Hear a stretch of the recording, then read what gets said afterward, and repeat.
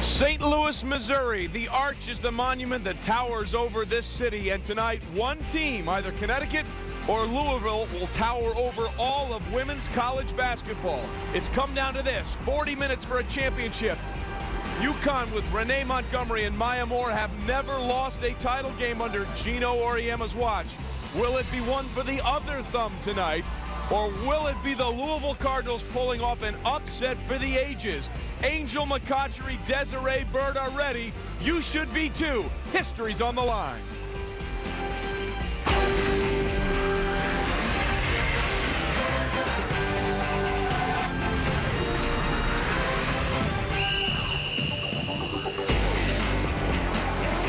The gates at the Scott Trade Center are open. The fans are piling their way into the arena, and by the end of this night, we will have another rafter banner hanging up there. It'll either be Connecticut or Louisville as we are set for the 2009 NCAA Women's Championship game. Renee Montgomery has done everything in her stellar career except win a title.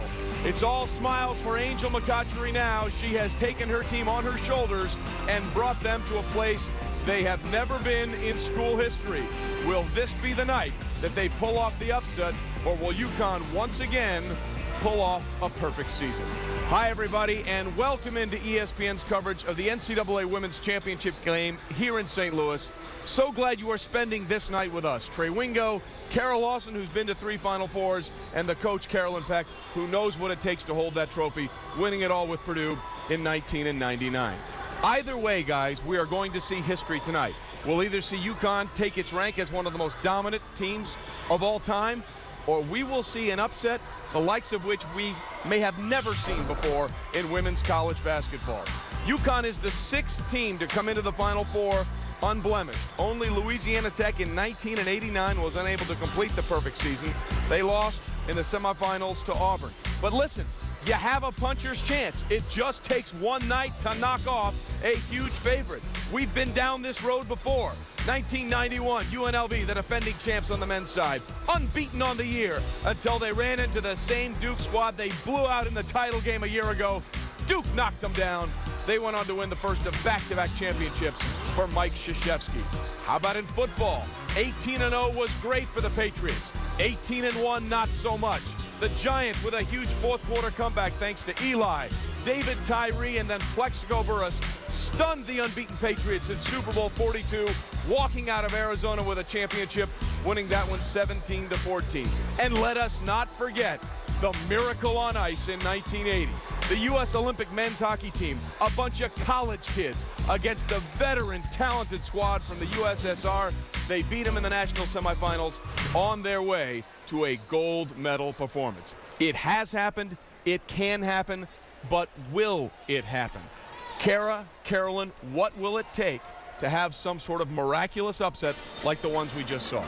Well, for Louisville to compete in this game, I think it all starts with their offense. Their ability to make shots will give them a chance to set up their defense. And that's key because UConn thrives in the transition game, having the ball in Renee Montgomery's hands and allowing her to make plays. So extension of pressure, changing defenses, those are all outputs of their ability to make shots and get set on defense. Well, I think what Jeff Walz has to do is he's got to give his team confidence. He's got to show them on film things that they did well against Connecticut. Yeah, they may have gotten beat by over 30 points, but what they showed them was defensively they got the first stop, but what Connecticut does is then they take over with the offensive rebounding. So what the Louisville players talked about doing is they get that one stop, one and done. No second chance opportunities for the Connecticut Huskies. Well, it's been one and everybody done for UConn in the way they've gone through this season. Look, Sherman through Atlanta in the Civil War, very similar to what we've seen from UConn this season. If you're a Louisville fan, you must be thinking, why are we showing up? Well, just understand, these are the numbers. No one's been within single digits of UConn all season long. They've won their tournament games by nearly 26 points per game.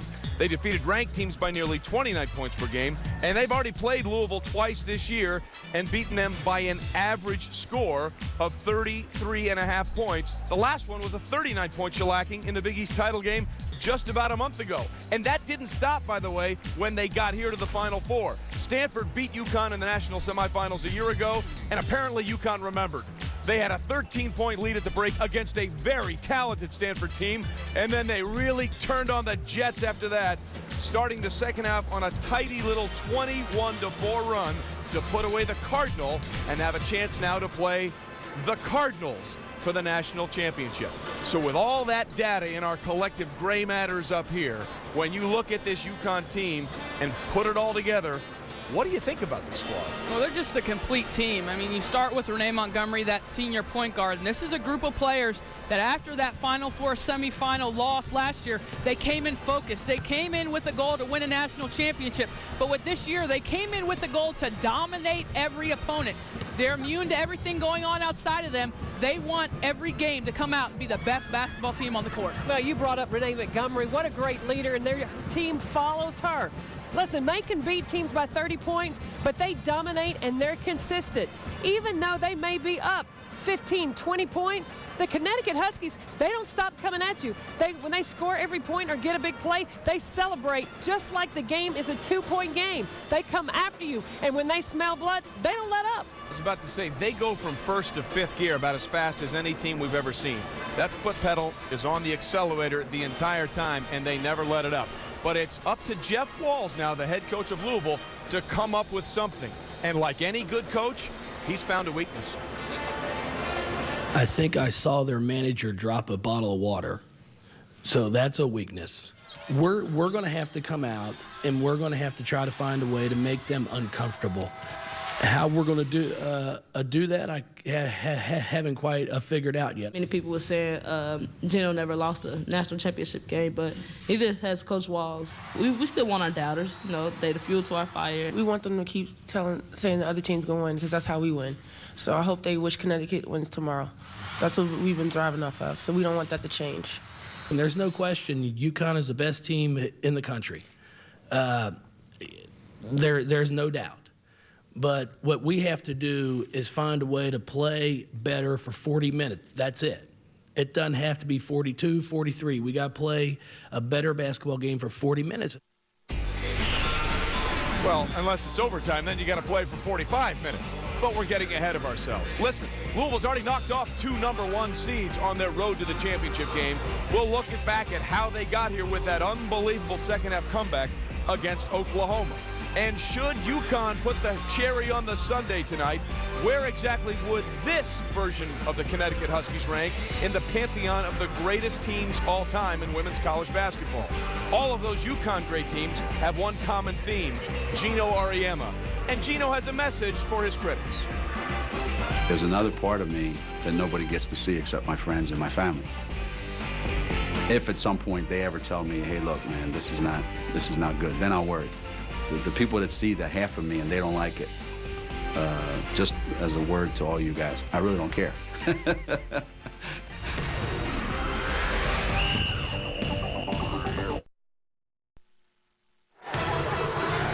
Well, St. Louis famous for basketball tonight, but also famous for great Italian food, great places on the hill in South St. Louis like Charlie Gito's. You get plenty of respect if you go there, but Louisville claims they've got no respect all tournament long. I think throughout the entire year, everybody was like, well, yeah, they're winning, but they'll lose the next one. They'll lose this game. And our kids have just proved everybody wrong. I don't think anyone really expected us to be here. So we've kind of ruined some brackets, and I'm not sure there are really a lot of believers out there yet of how good this team is. I feel like we're the silent killers. So we don't want to talk a lot. We just want to play and show everybody what we're about. Well, at the half of their semifinal against Oklahoma, it didn't look like Louisville was going to earn a lot of respect. They were down by a dozen, but look what they did in the second half. A 17-2 run opened up a second-half lead in which Jeff Walz's team shot 47% from the field and scored 22 of its 39 points in the paint. Angel McCoughtry, a big part of that second-half comeback, but every Butch Cassidy needs a Sundance Kid, and for Angel, that wingman is Candace Bingham. Candace and Angel, they're the light of this team. What they bring to us is just effort and hard work. They come to practice every day, and they're our leaders. They lead us. You know, I'm a leader, you know, but them are the leaders of the leaders. Oh, man, that's my sister, my partner in crime right there. On the court, I think we really feed off each other very well. And then off the court, Angel's just another human being. She's goofy, acts silly, just like everyone else. I felt like when I came in as a freshman, we were so close to being ranked for the first time in school history. I just had some issues with like trying to fall into the system. Just had to learn, you know, the system. And you know what? I grew, I matured, and here we are now. I feel like that's what she needed, and me being here has really helped her, I think. So yeah, sometimes we argue, you know, like sisters would, but at the end of the day, we all love each other, and we're sisters. I'll do the little things, whatever needs to be done. Just playing a role, whatever that may be. She brings so much to this team. I mean, her leadership, everything. I don't mind being in that role. The Batman and Robin thing, that's fine. You can't have Batman without Robin. You can't have Robin without Batman. I tell her every day, I say, I'm so glad you transferred, because I don't know what I would have done without you. Well, and those two together have them in a place that Louisville's never been before, on the verge of a national championship. Listen, Carolyn, Candace Bingham's a great compliment to Angel McCoughtry, but the Louisville Cardinals will only go as far as Angel McCoughtry takes them, and we saw how important and how dynamic she can be in that second half against Oklahoma. Well, it didn't get started till the second half. See, Jeff Walz had to settle her down at halftime because in the first half, and I quote Jeff Walz, she was absolutely awful. He challenged her and said, now you got 20 minutes to show the nation that you're not that bad. Hey, she stepped up big time, and it wasn't just with her offense. She had 4 steals in the second half. Hey, she's a player. She's tough. And the Louisville Cardinals go how she goes. That's exactly right. She did not have a field goal in the first half of that game against Oklahoma. Only 4 points from the line. Came back with 14 strong points in the second half. And that's why there's a second half to Louisville's Final Four visit, which is getting underway in less than an hour. You really can't say enough about what head coach Jeff Walz has done at Louisville already. In 2 years, he's brought the program to their first 2 Sweet 16s, their first ever Final Four, and of course their first ever appearance in a national championship game. But maybe the thing that Jeff Walz does best is he communicates so well with his players. But that was a road that had many bumps along the way. This was, golly, better start that over. See, I was about to stutter again. Just something I've always had every day from first grade to sixth grade. I went to speech class and worked on it. My first college speech class, we had to get up and give a 5-minute speech, and I got my grade back. It was a B, and at the top of the speech it said, for the fact it only lasted a minute instead of 5, I thought it was good. We knew Coach, struggled with his speech. When he's fussing us out, the stutter is nowhere to be found. Get mean. Get a mean bone in your body. But when he's just regularly talking, that stutter comes out. When the light shines on me, it's disastrous. If we turn the lights off and you weren't standing behind that camera, I'd stutter some, but probably not as much. I knew we had turned the corner when they gave me a birthday card at half court. It was like towards the end of the middle of the season, we was already starting to have fun with him. We was already starting to, pick up his personality and everything else. So we just like, let's have a little fun with him. So we made a birthday card that said, ha, ha, ha, ha, happy. He had to read it out loud, and it was just funny. It was all fun and jokes. They made me read it out loud. When I couldn't stop laughing because I thought it was great. And I told our kids, I said, now I know we can go somewhere because I give them a hard time. I'll laugh at them when they make up. I'm sarcastic. I want them to be able to give it back to me. We have a really good relationship on and off the court. We come together as a team in many different ways. I make fun of myself, so that it's okay. I don't mind. And, it's just, it's part of me. Jeff, I feel you. I laugh at myself every day, so I know where you're coming from. But it really is a testament to his ability to get through to these kids, considering he didn't have a great resume as a head coach going into this program. He's done remarkable things with it, and with whatever speech problems he has, they certainly get his message, Carol. They do get his message because it's one with honesty in it, and that's the thing that they can trust, is Jeff Walz is going to tell them what they need to hear as a coach, and that transcends the message that he's giving, knowing that you're going to get the right one every single time as a player. Well, and he also knows that their players believe that whatever he tells them, it's true. They follow his game plan to a T. They believe if Jeff Wall says it, it can happen. And I think he's got them believing it can happen for him tonight. Well, it certainly can. They're 40 minutes away. As he said, we don't have to beat them best 4 out of 7. All we have to do is beat them once. And if Jeff Walls can do that, suddenly you're going to be looking at Jeff Walls perhaps in a different light than you would before this game started. Now, Kara, one of the things that they're going to have to do if they're going to beat that is they're going to have to implement some of the strategies that you've broken down and the things that they do very well. Yeah, earlier he talked about their ability to make shots and how that's so important because it gives them a chance to set up their defense. When you're playing a team at Connecticut, here is in the second half of their win versus Oklahoma. Their ability to make shots gives them an ability to set. Now they've got pressure. Now Oklahoma's walking it up the floor. They're trying to read, and it puts them at a disadvantage. If you can get all 5 players set and back for Louisville, then they can be opportunistic with their traps. They can extend their pressure, and ultimately what they can do is they can force turnovers, and that's what they do right there. In the first half against Oklahoma, they were not able to make as many shots, which forced them to lose track. Look at the 5 players here. All players in the paint, all players looking at the basketball. They lose track of Whitney Hand, the freshman 3-point shooter, who was the most important player on the scout, and she gets an open look at the basket. So 2 different plays from 2 different halves that clearly show the importance of Louisville making shots. And down the stretch in that game against Oklahoma, Jeff Walls, as Carolyn said, dialed it up. Whatever he wanted from the sidelines, he got from his players. That's a sign of a guy who potentially could be a Hall of Fame coach. And speaking of that, C. Vivian Stringer, the great coach at Rutgers, who has led several teams to Final Fours, was elected into the Basketball Hall of Fame in Springfield, Massachusetts. Our Andy Katz caught up with C. Vivian Stringer at the men's NCAA championship game in Detroit and asked Vivian about her reaction. I didn't say anything at first, and I thought to myself, I've never allowed my name to be said in the same sentence with Naismith, because who am I to presume that I should be? Who am I to be mentioned in the same breath? So I didn't believe it until they actually asked me to come out here. Quick prediction, UConn against Louisville, 2 Big East teams.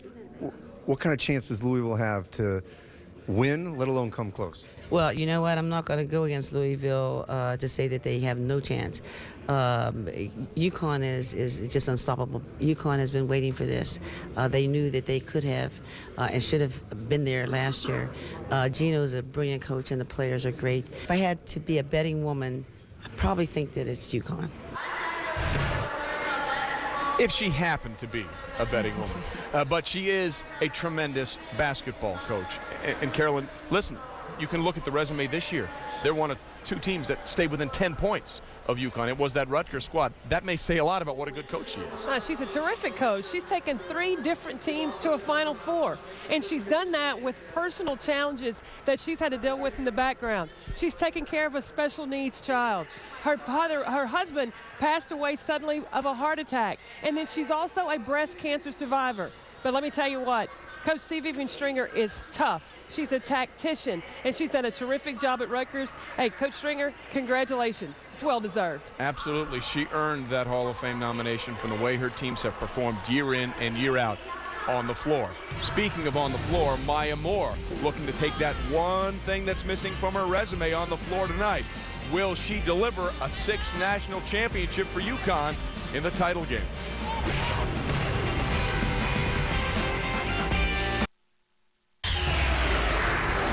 Well, something to think about as we watch Louisville warm up for this first appearance in the title game. The city of St. Louis, the first place we ever had an iced tea.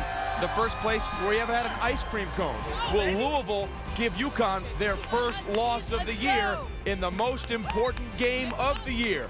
If that's going to happen, they're going to have to shut down Maya Moore. You could make a case that Maya Moore is among the greatest sophomore seasons of all time. She has 2 more years left at UConn. She's done things in her first 2 seasons that only the greats have matched. Look how her numbers compare to Candace Parker, Shamiqua Holtzclaw, and Cheryl Miller through 2 seasons. So just how good is she?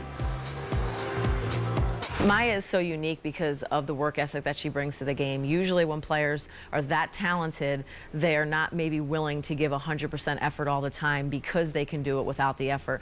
Maya came in from day one and was able to combine 100% work ethic and desire along with this incredible amount of talent that she has, and that is unique. There's just not a lot of players in the history of women's basketball that have been able to do that. It's like anything else. At Connecticut, you can't be great until you win a national championship. And then if you want to be legendary, you got to win 2 or 3. So up to this point, Maya's done everything you could ever ask any individual to do, and then some. As a person, as a student, as a player, as a teammate. The only thing that Maya wants now is to be talked about in the same vein as all the great players that we've had here in the past. And I'm going to try to help her do that. Carolyn, you may have had the line of the tournament when you said her mistakes look good. When Maya Moore shoots an air ball, man, that's a great-looking air ball. Gino said there, it's my job to put her in positions to succeed. How does the team put her in positions to succeed on the court? Well, Kara said it best. He gets more out of Moore, and then he's got Maya Moore. What he does is he moves her around on the floor, and with her versatility, she can play in a number of different spots. You see, now she's the post, and she's at the elbow. Well, once the defense is cleared to one side, look at the open area to the lane. Hey, Maya Moore's going to take advantage of that. She's just going to drive in, pull-up jumper. That is almost unstoppable. You also put Maya Moore down low on the block. She outsizes any really wing player. Now watch, after the on-ball screen action, Tina Charles sets a down screen, brings Maya Moore out.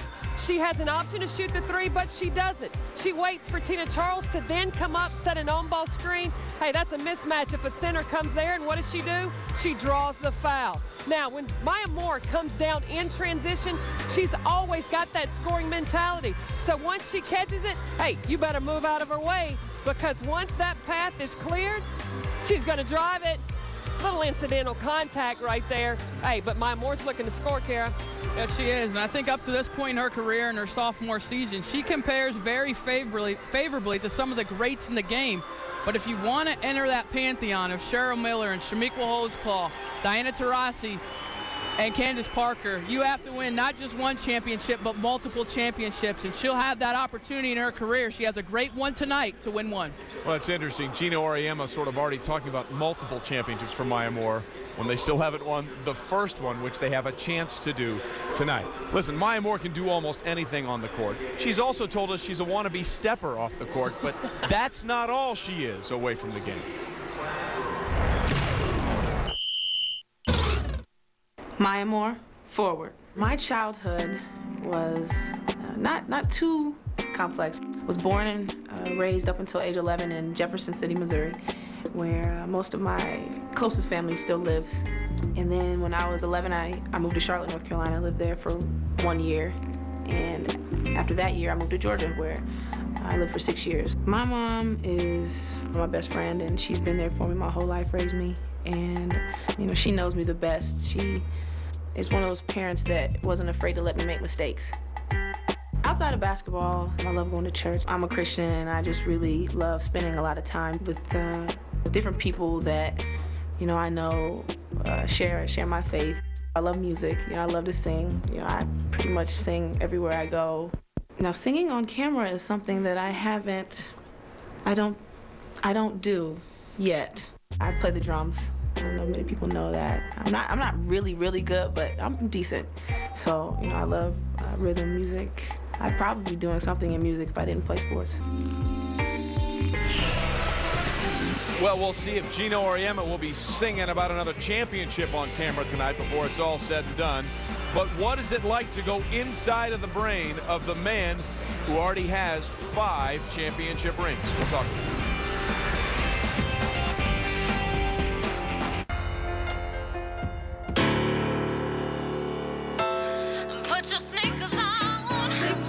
Sneakers on, we're going dancing all night long. I got somewhere to be, I want you to come with me, I'll put my sneakers on, 'cause I'm gonna keep dancing all day, I'll go home. Basically what we're gonna do is dance, all you gotta do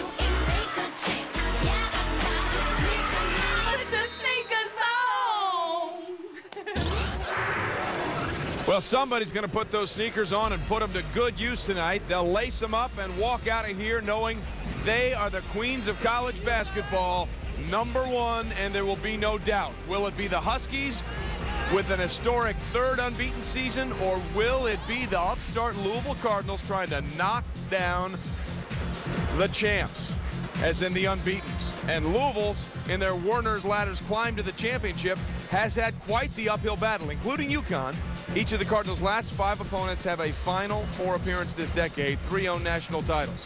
Louisville hopes to be just the 4th women's team to beat 3 #1 seeds, and the first in either men's or women's to also beat a #2 on their title run. But Tina Charles stands in their way, Coach. Well, Tina Charles played a great game against Stanford. Hey, Gino didn't tell her. He didn't want her to lose her hunger. He always wants to challenge her to get better. Well, she's averaging a double-double in the tournament, so whatever he's saying must be working. Becky Burke, boy, what a great second half she had, Kara, for the Cardinals after struggling in the first half. Well, Becky Burke is such a key contributor. She comes off the bench, but she gives the Cardinals about 30 minutes a game. She's key because of her outside shooting prowess, but she's played sound defense on 2 of the best perimeter players in the country the last couple games out. She will need to do that tonight. Took a lot of guts for her to keep making those shots after struggling in the first half. Candace Bingham can really be the shoulder that Angel can lead on a little bit, Carolyn. Well, she needs to not just be the complementary player, but an additional primary scorer. Now, the team calls her the mother, and Angel McCautry the crazy aunt. She keeps the calming effect for the Louisville Cardinals. That's a mom's job. And then you have the youngster in Tiffany Hayes, the freshman, who has really, Kara, showed out a couple of times in big games when UConn needed her. Poised and mature beyond her years. She's got a quiet confidence about her, and she makes big shots for this team. Another freshman that's an outside shooting threat, and her ability to make shots will be key. She's been a big contributor in Gino's winning percentage this year, which, by the way, is 100%. So he's over his career average. The UConn head coach has won more than 85% of his games, better than legends from both the men's and women's games. Names like Summit, Wooden, Krzyzewski, and Knight all trailed Gino among the winningest coaches all time. And as Gino hopes to be on the verge of another title, what's going through his mind? Gino Auriemma now with our Bob Holtzman. If you win this game, it'll be your 3rd undefeated season, your 6th national championship. What else is there? The way I've used this all along, this is Renee Montgomery's first one. So for me, it's got nothing to do with my 6th, our 3rd undefeated season, any of that. That's all irrelevant to the players I have on this team right now. All the great players that have come through this program, what does Renee mean to UConn basketball? I would say in the 4 years that she's been in Connecticut, and certainly we've had great, some of the best ever. None of them has given more and done more, and no one deserved it more than Renee. When you're recruiting somebody and you say, hey, at Connecticut we win national championships, well, then they come here and they give you everything they've got. They just leave everything on the table. They bear their soul out and put their heart out there, and now you feel like it's your responsibility to make sure the last game of their college career, they win it, and now they leave and they go, you know what, I went to Connecticut for this, and I got it. When you get to this point in the season and you haven't lost yet, how much of a role does that play in what you have to do? I just have to keep reminding them at this time of the year that being undefeated doesn't get you anything. Both teams are 5-0. You know, trying to win their 6th game and trying to win a national championship. The other 30-some games, they don't mean anything right now. I think the one thing we've got going for us is we really believe that nobody can beat us. And I think that's pretty powerful. This is a game that nobody expects you to lose. I know. Is that a good thing or a bad thing? Both. It's both. You don't know the emotions that are running through kids. You don't know whether did they sleep well that night? Did they get up in a panic? Are they too nervous? Are they too pumped up? Are they scared? You know, everybody has an opinion. But 40 minutes after the game starts, the only opinion that counts is the scoreboard. And we'll find out in a little bit what that scoreboard opinion is. And if you go by history, you have to like UConn's chances. They are to women's basketball what the San Francisco 49ers are to football, 5-0 in Super Bowls. What the Chicago Bulls are to the NBA, 6-0 in NBA Finals. Gino Auriemma comes into this game with a UConn team. They've never lost, 5-0 in NCAA title appearances, looking to make it 6-0. Those are the numbers that make Gino Auriemma stand out, and other people have taken notice. If you take his stick at face value, you come up with a guy that's maybe too confident, too brash.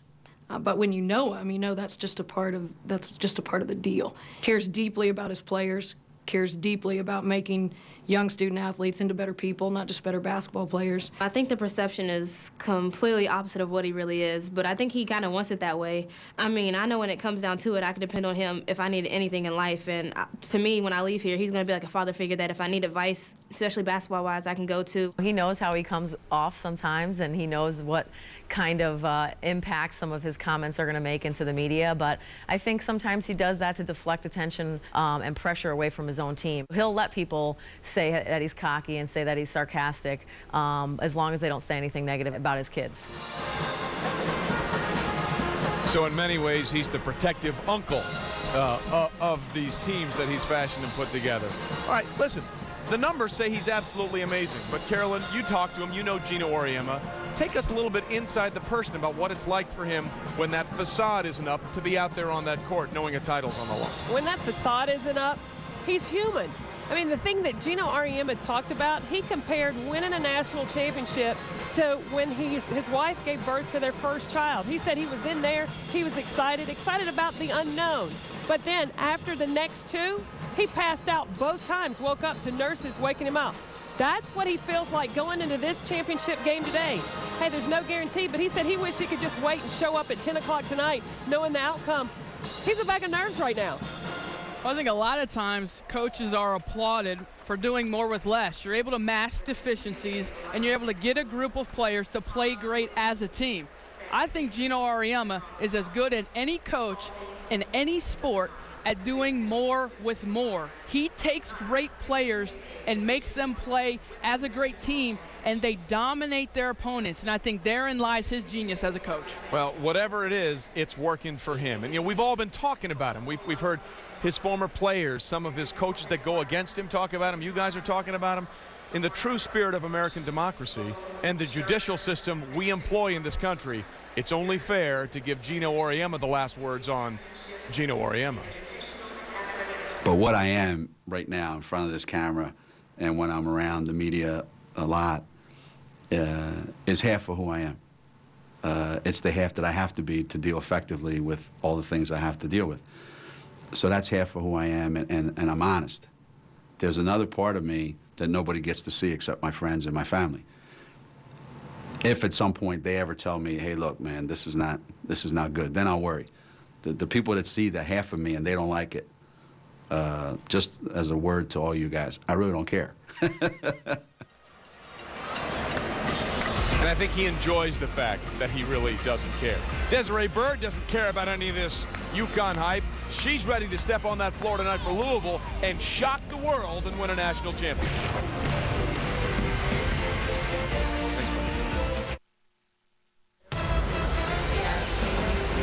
Louisville in their locker room getting ready to walk out on this floor and hopefully shock the world in a national championship appearance against UConn. The only reason they're here, an unbelievable second half against Oklahoma in the national semifinals.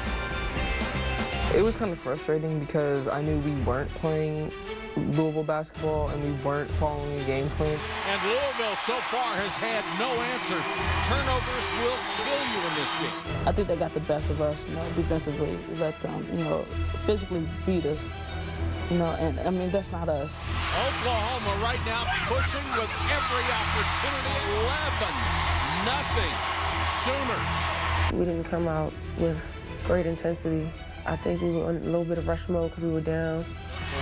0 for 7 as McCautry misfires again.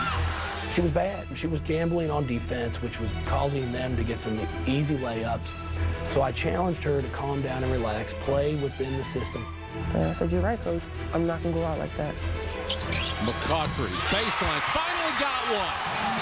McCautry with a steal, anticipated the pass. By us being able to score early enabled us to start to press, which I think kind of dictated the tempo of the game for us.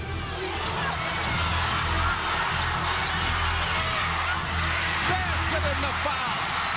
What a comeback. The crowd got into it, the fans got into it, and, you know, the energy was just feeding off to the people that was on the court. Under 5. All I could do was just watch the ball go up and just hope. They get it up to Stevenson for 3. I grabbed Angel, I grabbed her jersey. Rim down. And it went in and then popped back up. Would have won it. It was a big sigh of relief. And that's why Louisville is here playing for the national championship. It'll be the 3rd time they played Connecticut this season. They've lost by scores of 93-65 and 75-36. But there's a caveat there. Both of those games were in Connecticut. Maybe for Louisville, it's like real estate and pitching. It's all about location, location, location. And tonight, the game's in St. Louis, Missouri.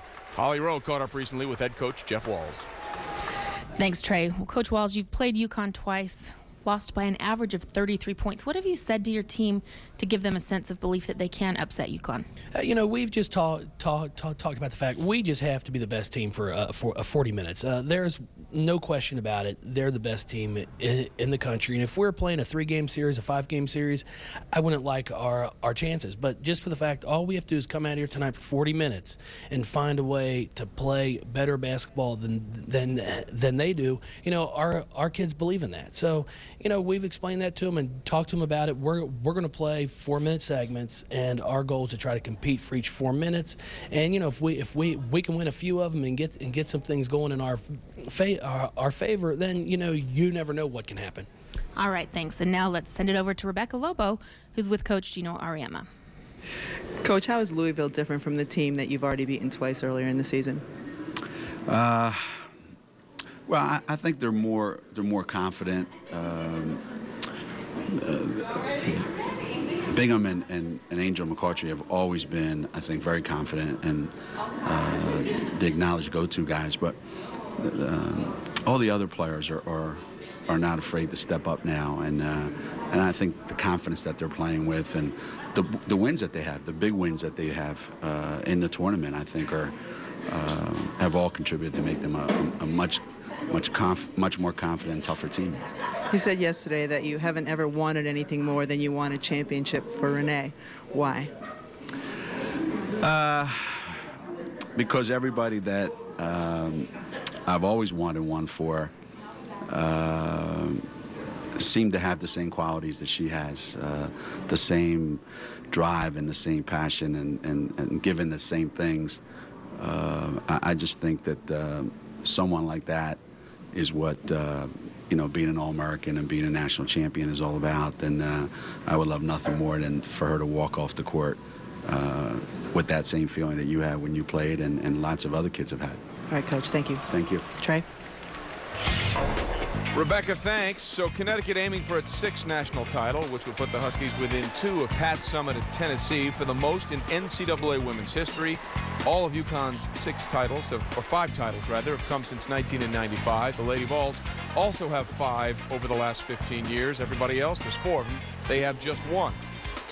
So what would happen if they won it? Where would they be in the pantheon of great teams that go along with the likes of 1983 USC that went 31-2, beat Louisiana Tech in the championship game? Freshman Cheryl Miller was the Final Four MVP and an All-American, averaged just under 22 points a game.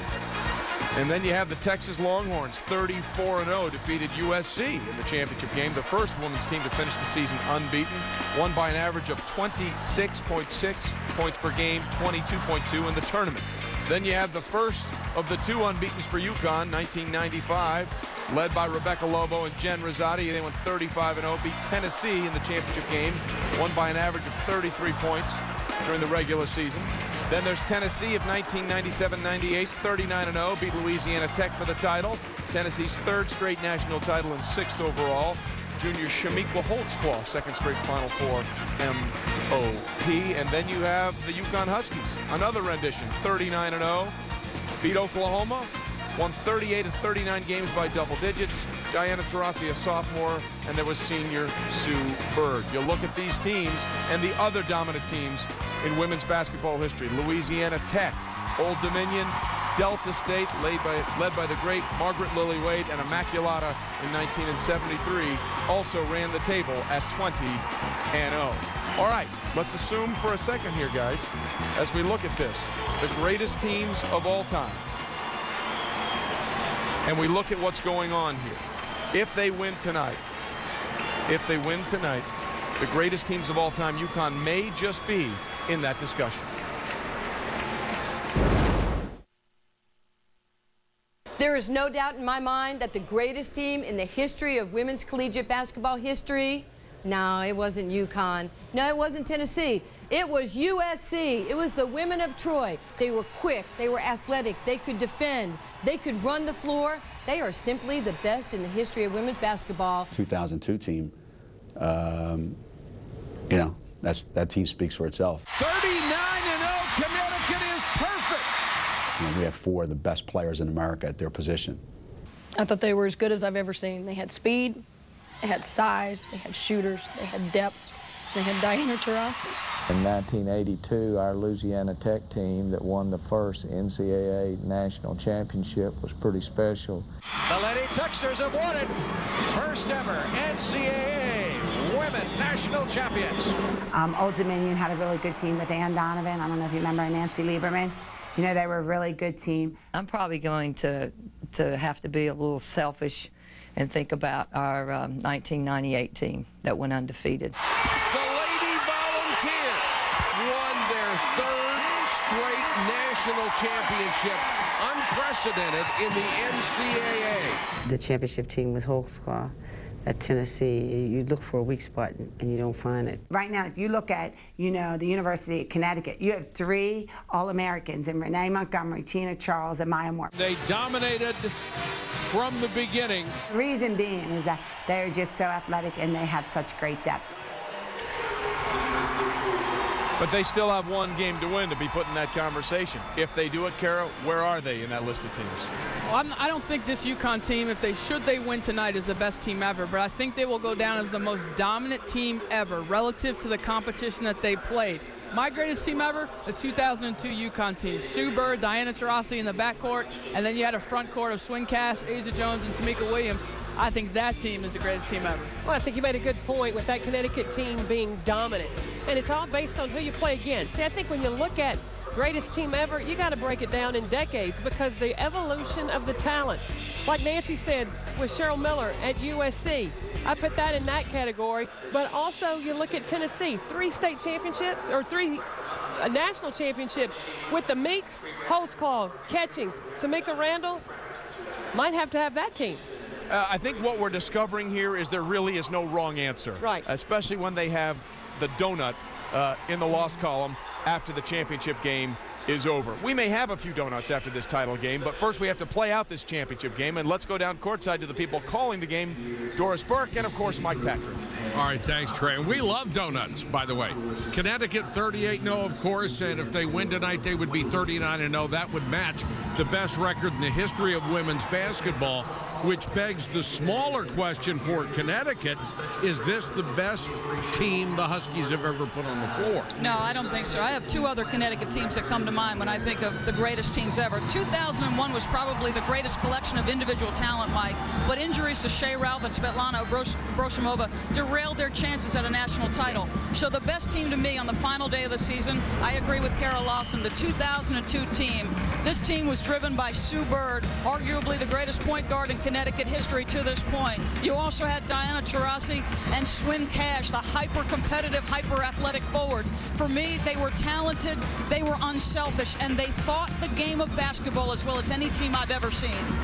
Well, Gino would agree. He says this team isn't even close to the 2002 team, but they are still 38-0. That's pretty good. Why are they 38-0? Well, their starting 5 is very talented, and quite frankly, 3 of the best players at their positions in the country. You look at Tina Charles, and athletically against Louisville, she has been a real challenge for them at the center position. Maya Moore's the Wade Trophy winner and can put this kind of numbers up against anybody. Renee Montgomery has not had to score it or shoot it well, but she is the undisputed leader of this team, and she has driven them to this point. You know, the old saw about it's difficult to beat a team 3 times. Trey, I'm not sure if you've beaten them by 28 and 39 that's the case. Yeah, you always have to put those Sort of comments in perspective, Mike. You're absolutely right. But we have to play a game first before we can decide whether or not this UConn team is among the best of all time. And we're just moments away from UConn and Louisville. Stay with us.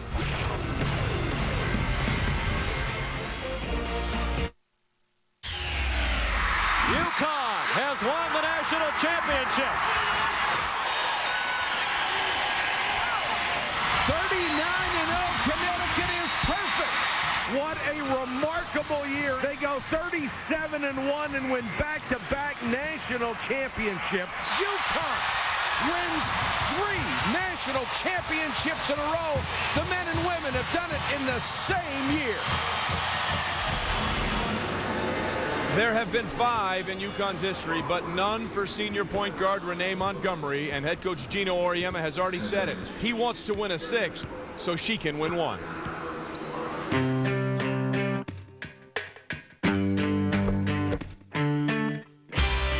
The most recognizable feature about Renee Montgomery when you first meet her is just the look and how big her eyes get.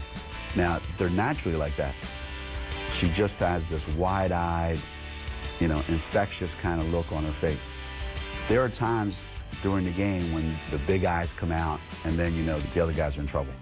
When it's just big, you just know she's about to go off. You just know that she's about to do something special. I've learned that I have to watch her eyes, and over the years you can kind of develop a type of silent communication with, by just reading her eyes. I don't really notice a certain expression that I make or certain look I have, but every time people tell me all the time that I do have it, so I don't know. Do I have it right now? No.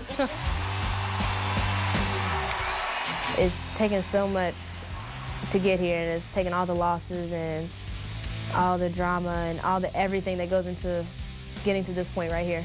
He said, I just wanted this for you. I wanted you to be able to play the last game possible, and he was like, we better end it the right way. I was really caught up in that moment. I've always wanted for her to play the last college game, the last game of the season. I wish it could have happened earlier, but it's going to happen. She comes in, brings everything she has to the court, every practice.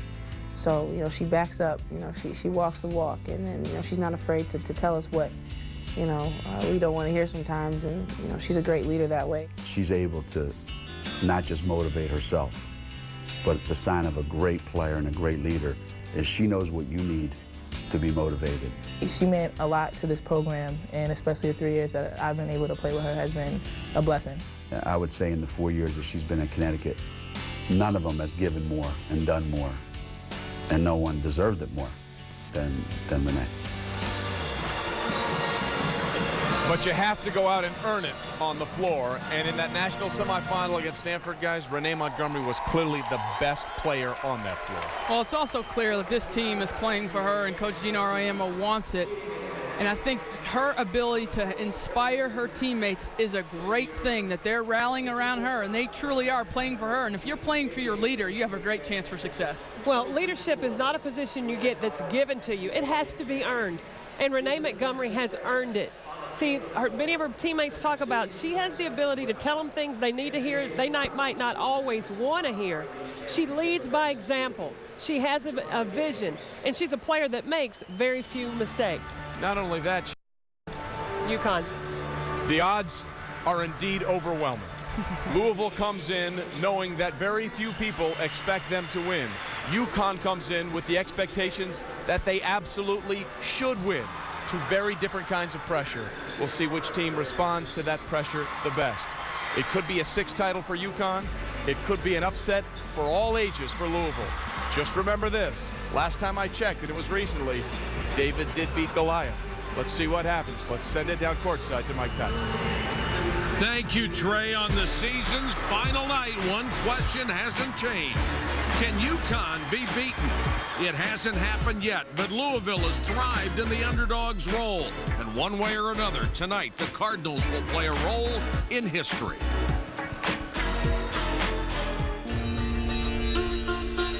This road will be remembered for its turns, how it surprises and when it doesn't, the arrival of a new darling, or the latest chapter of a dynasty.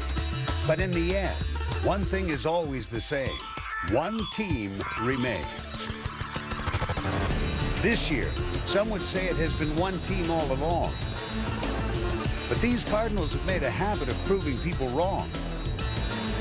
Just ask the two top seeds they've sent home, with a signature star a lot like the team she leads. Battling, finding a way.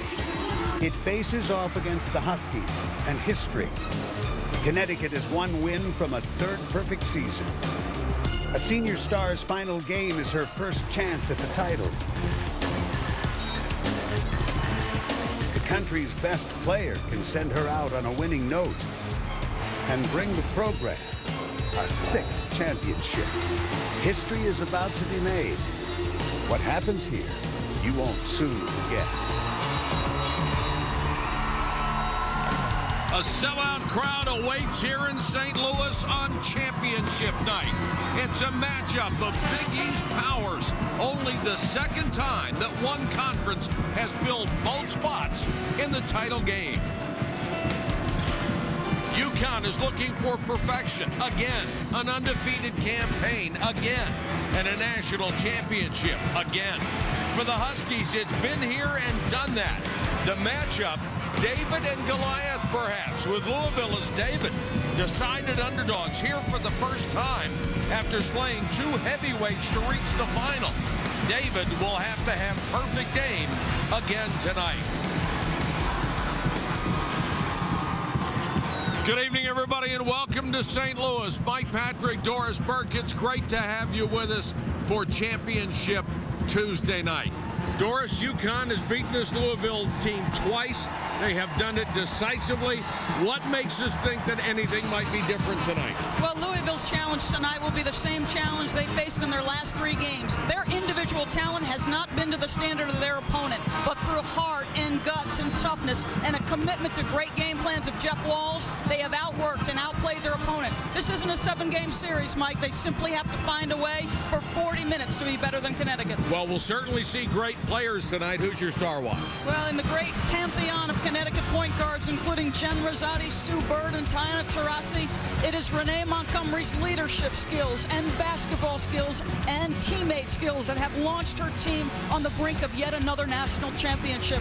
Angel McCautry came in. She was not a top 75 recruit, but through competitive spirit, relentless work ethic, and hyper-athleticism, she has driven her team, and Cinderella is still wearing the slipper. 22,000 plus here in St. Louis. The tension building toward the tip for a national championship.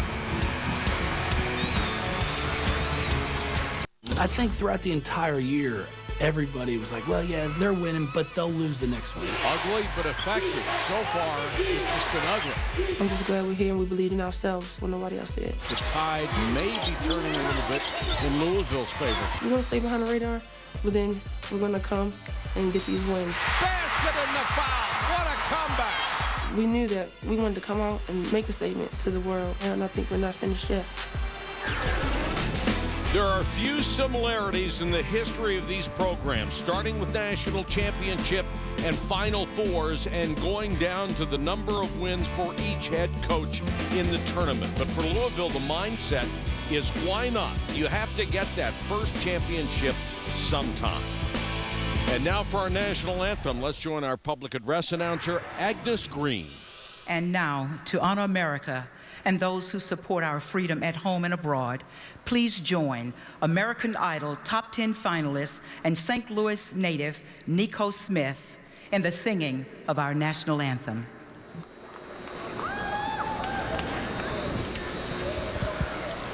Oh, say, can you see by the dawn's early light what so proudly we hailed at the twilight's last gleaming, whose broad stripes and bright stars through the perilous fight o'er the ramparts we watched were so gallant wildly streaming, and the rocket's red glare, the bombs bursting in air, gave proof through the night that our flag was still there.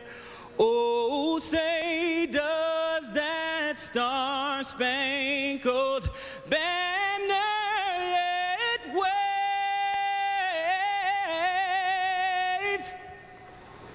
o'er the land of the free and the home of the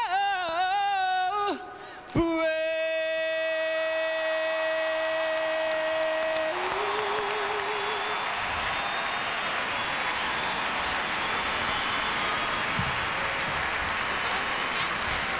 The most rarefied air in sports is reserved for perfection, for the teams that finish unbeaten. And in women's basketball, there have not been many. 85-86, Texas was the first at 34-0.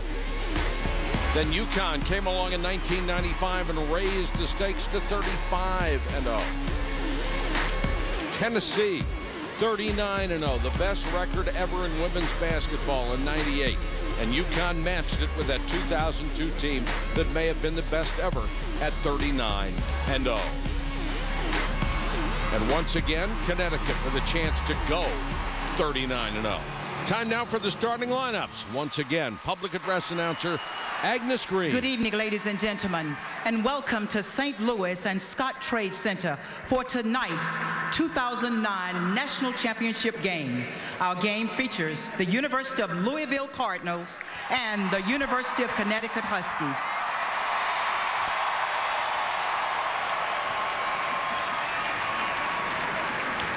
Let's meet the starting lineups.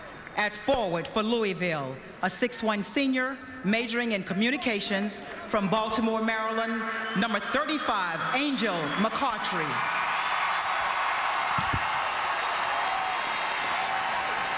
At forward for Connecticut, a 6' sophomore majoring in pre-individualized studies from Lawrenceville, Georgia, number 23, Maya Moore. At forward for Louisville, a 6'1" senior graduate student from Louisville, Kentucky, number 13, Candace Bingham. At forward for Connecticut, a 5'10" junior urban studies major from St. Stephen, South Carolina, number 32, Kalena Green. At center for Louisville, a 6'1" freshman chemistry major from Lexington, Kentucky, number 4, Gwen Rutker. At center for Connecticut, a 6'4" junior psychology major from Jamaica, New York, number 31, Tina Charles. Well, Mike, after UConn beat Stanford in the game on Sunday, the first thing Coach Oriamo brought up in the locker room to his players was Villanova's upset of Georgetown in the men's national championship game in 1985. It was one of the biggest upsets in sports history. Coach's mantra to the players all season has been, don't take games lightly. Nothing is guaranteed. You have to go out and take every game. Renee Montgomery is well aware that the team that ended UConn's season the past 2 years was a team they'd already beaten in the regular season. Connecticut knows Louisville is dangerous, and they are not overlooking them. For more on Louisville, here is Holly Rowe. Well, to get that upset tonight, the Cardinals have to get off to a much better start. They were down early against Oklahoma. In particular, their star, Angel McCaughtry. Jeff Walz called her aside in the locker room at halftime, called her first half performance a 0 for 7 shooting. Pitiful, pathetic, and some other words we can't say on TV. She said, I took it to heart. I felt like I was letting my team down, so I did other things. I defended, I rebounded, I got steals, and she came out and shot 6 for 10 in the second half and got that upset. Angel has to start faster tonight. She's got a lot of nervous energy right now. I just saw during starting lineups, she couldn't even stay by her teammates. She had to go over, get in Walz's ear, and get the game plan. The Butterflies are flying in formation, Holly. Lisa Mattingly, Dee Kantner, and Clark Stevens honored by the committee as the officiating crew for tonight. And Maya Moore gets the first shot and the first miss. Louisville opened man-to-man, but in the bag of tricks that Jeff Walz has, I think you'll see multiple defenses trying to make Connecticut think the game tonight. Bird trying to back down her slider counterpart. And we've got a tie-up. Bird has that big body as a point guard and has the advantage over just about everybody. That time she took Renee Montgomery into the lane. Couldn't hit the shot, but that's a strategy they have used before. She is a two-guard converted to a lead guard. She's got a substantial backyard. I asked her about it. She said, ain't nothing wrong with a little thunder, Mike.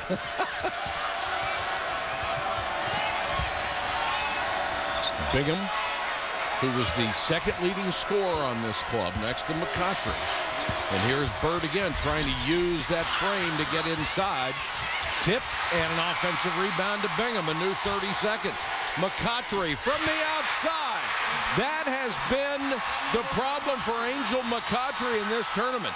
She has been horrible from three-point range, but she hits the first one. What makes you think Louisville has a chance is they advance to this point without a great game from Angel yet.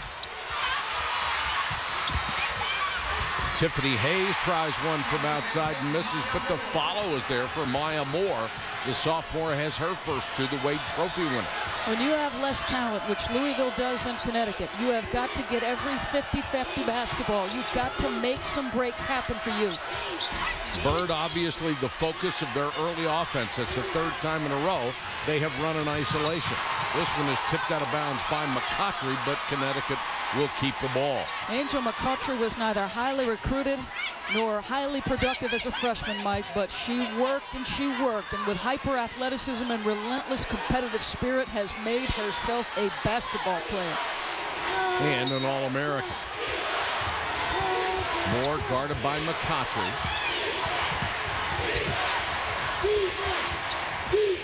Moore so quick with that release, can't hit it. Charles offensive rebound. No, Charles fights for the ball, knocked it out of bounds, and it's out to Louisville. For Coach Oriana, you can see the advantage they have on the backboards and with their athleticism up front. Maya Moore and Tina Charles in the two matchups have proven a handful for Louisville. Rucker, the starting center, has not been a powerful rebounder. They have gotten more out of Keisha Hines coming off the bench. Keisha Hines is a player they would like to start, but she's uncomfortable in that role. So Jeff Walz allows her to start on the bench, watch for a few minutes, and then gets her into the ballgame. Tried to draw the offensive foul, did Montgomery, no call. Here they come. Nice pass ahead to Moore, and she is fouled to reach in on Tiara Stevens. And Connecticut will put a ton of pressure on you in the transition game. If you're going to stop a Gino Oriana coach team, the first thing you must do is compete on the glass and do your best to keep them out of their running game. One of the frustrating things about coaching is coming up with a strategy and see it executed, but it doesn't work in the end. And that's what they're doing right now, trying to back Renee Montgomery down with Desiree Bird. She's had one good look after another and hasn't been able to convert. Their presence seems a little bit different. They staggered under the lights and stage of the national semifinal. I know she's missing shots, Bird, but their demeanor, their presence is better. Until then, as Steven took her eye off the ball and lost it, and that will get Becky Burke, number 11, into the ballgame, and she has had quite a tournament.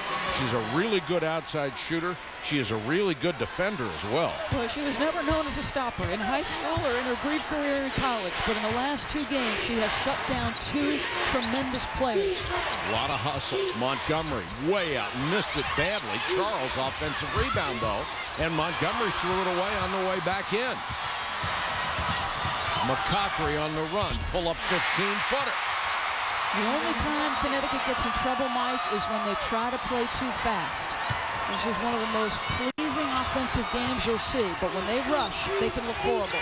Montgomery from 17, she knocks that one down, and UConn regains the lead at 6-5. And Gino Auriemma up off the bench, imploring his team to play harder defense. Burke knocked away, nearly stolen. Bird recovers. McCautry, nice pass to Rucker. Connecticut playing all man-to-man. And in prior matchups, they've played other defenses. But Coach Auriemma said to shoot around, we're not playing any zone tonight. Maya Moore got inside, but Becky Burke was there to steal the pass. You can see Connecticut's just rushing. They're trying to score too quickly. It's a team that leads the nation in scoring, but there's a difference between playing quickly and rushing.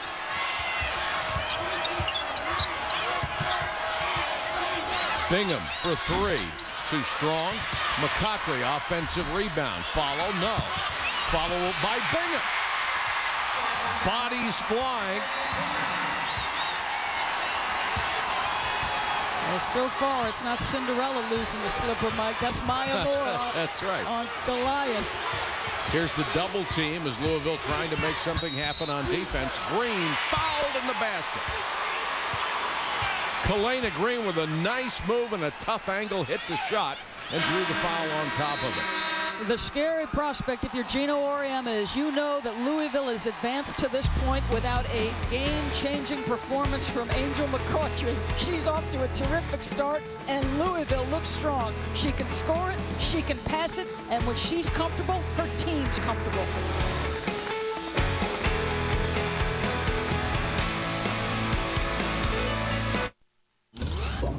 It's been an unbelievable season, okay? We got one 40-minute stretch left. Find a way to suck it up and give it everything you have. That's all you've got to do. There's no excuses. They're going to come out and play as hard as they can, too. We've got to come out and play as hard as we can. Everybody understand that? Let's have fun. Jeff Walz has been in Louisville in 2 years. Last year, he took them to their first Sweet 16. Now he has them in the championship final in 2 years, and he is 60-14. How good is that? Well, you know what struck me about that pre-game speech? His demeanor. That is not the presence of a guy who's been in charge for 2 years. And I'm a firm believer that your team is very aware of how its head coach is feeling. These are 18 to 22-year-old kids. If you're calm, they're calm. Showed a lot of confidence. Bingham with a reverse, Tina Charles with a rebound. 5 boards already for Charles. Montgomery for 3. In and out. Tip no good. Maya Moore with a rebound and a fresh 30 for the Huskies. Maya Moore will make a play or two each game that athletically she may be the only woman in the country who can make it. Montgomery trying to take Bird and bounced it off her foot. That's the third UConn turnover, and Renee Montgomery is the best they have. 195 assists, 95 turnovers. Here's a steal, but out of bounds. Good effort by Tiffany Hayes, just couldn't maintain her balance at the last moment. Now here's Keisha Hines, 45, checking in for Rucker. She's had an impact in the tournament, really solid rebound.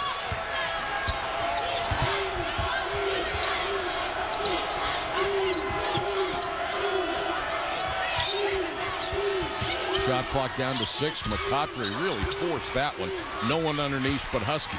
That's an ideal possession, though, Mike. Every time they can take it inside of 10 seconds and use tempo to help them stay close to Connecticut, the better off they are.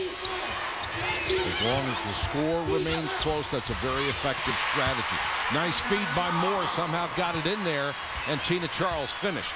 Tina Charles, she only struggles, Mike, when she tries to do things too quickly. The first time she touched it, she tried to shoot it too fast. It went over the other side of the basket. That time, a nice, relaxed pace about Tina. McCautry is going to find a defender wherever she goes, and this is going to be a foul.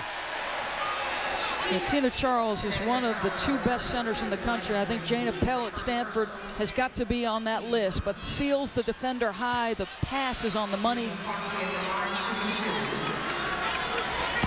Gino Auriemma says she has the potential to be the best center in the world every time she takes the court. Sometimes she is, sometimes she isn't. Now that reflects attitude to me. And when she's aggressive and assertive, she is the best. McCautry knocks down both free throws. We are tied for the 3rd time at 11. Made shots or made free throws, allows Louisville to press, Mike, and Connecticut, the first time they met in January in the first half, struggled with this pressure. So that's huge. Every time they put the ball in the basket, they can set it up. Montgomery having a tough time early, turns it over again. That's 4 for UConn.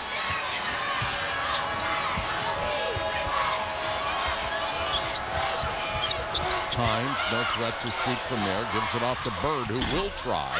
Misses a 17-footer, and another rebound for Tina Charles, who just dominating the glass. Moore, 1-on-4, gives it to Montgomery for 3, and her shot's been way off. Bird with a big-time block out underneath. The ball was knocked out of bounds and out to the Huskies, and I think they're going to call Bird for the foul. That will be her second.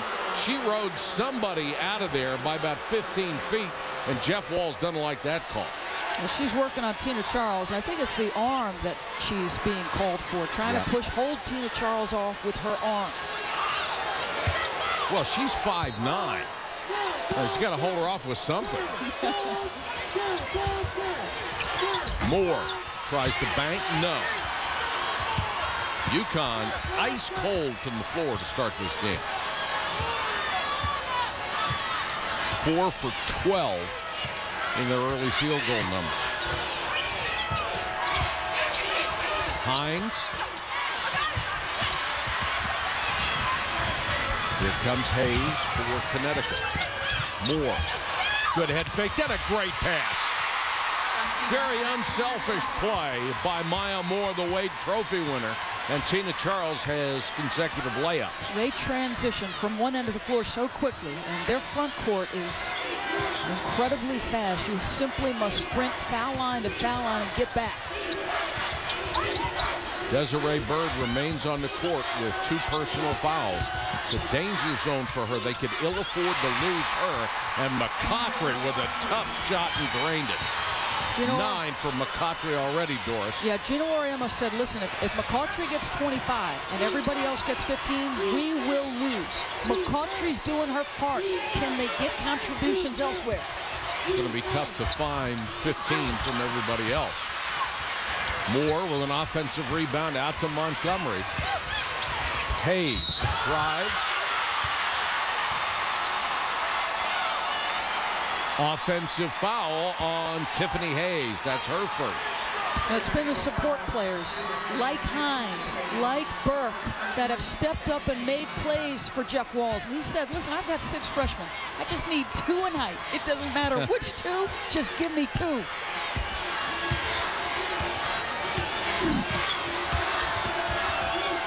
Bird being overplayed by Montgomery, trying to force her to go to her right. Or force her to go to her left. She's overplaying her so much. McCoughtry on fire. She has 11 of Louisville's 15. She has faced every junk defense known to man. Connecticut electing to go 1 defender. Kalena Green, she's not been up to it to this point. Moore just glides wherever she wants to go. She's got such great speed. Doesn't even look like there's effort there. Of course there is. And Montgomery reaches in, knocks it away from Bird, who was looking to Jeff Walz to see what he wanted to run this trip down. Angel McCoughtry got in the gym after her freshman season. Her freshman year, her coach said, you can't shoot it.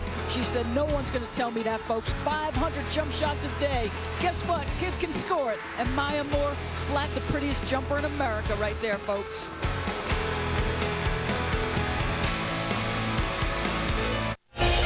Join us for the Majesty of Augusta. Former Masters winners Phil Mickelson and Tiger Woods against reigning champion Trevor Immelman as they battle for the 2009 Green Jacket. First and second round coverage of the Masters Thursday and Friday on ESPN. For a golfer, that is hallowed ground. Former Augusta winner Fred Couples told head coach Gino Auriemma that if he won the national championship tonight, he'd take him golfing for 3 days anywhere he wanted. He said he's going to Augusta. Where else? Let's check in with Rebecca. Well, Doris, you mentioned that Coach Walls wants to get the shot clock running down in the possession. Well, that's not the tempo Coach Auriemma wants to play. In the last huddle, he said, we got to start getting this game going. As you see, Connecticut now picking up in a full court press to try to get this game going. And after McCautry has 11, Tiffany Hayes now gets the defensive assignment. And there's the steal ahead to Moore. McCautry got back, but not quite in time. And when Louisville was starting to initiate its offense, there was only 10 seconds left on the shot clock. You want to work the clock, but you can't run your offense with that little time left. Bingham slashes down the lane out to Burke. Really good outside shooter. Comes inside, knocks down the 2. Okay, that's a freshman playing in the national championship, Mike. It's the first time she's touched the basketball. She's a three-point shooter, but she wisely, understanding the defense closing, patiently takes a dribble to get a closer look. Terrific play. Good ball movement to get a wide open shot, but Maya Moore can't hit it. And UConn has had some great looks from three-point range. They simply haven't converted. 0 for 5.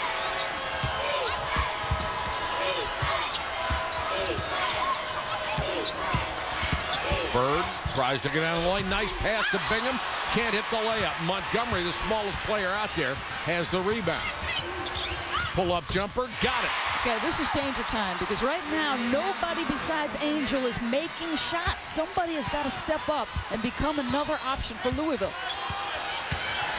McCautry 4-6. The rest of the team 3 for 12. Bad pass. Picked off, and a terrific job by Tiffany Hayes, who lost her balance and kept the dribble alive. Green really likes to pound that dribble. Charles. Moore. Boy, would that have been something. What a tremendous tip, and she kept it alive. That's the athleticism of the best player in the country. Yeah, I said it 1 or 2 times a game. She's going to give you a wow moment. Just couldn't get that one home. Trying to get past Bingham. Goes to the baseline. Fadeaway jumper wouldn't go. Well, she's made some spectacular moves and not been able to pay them off.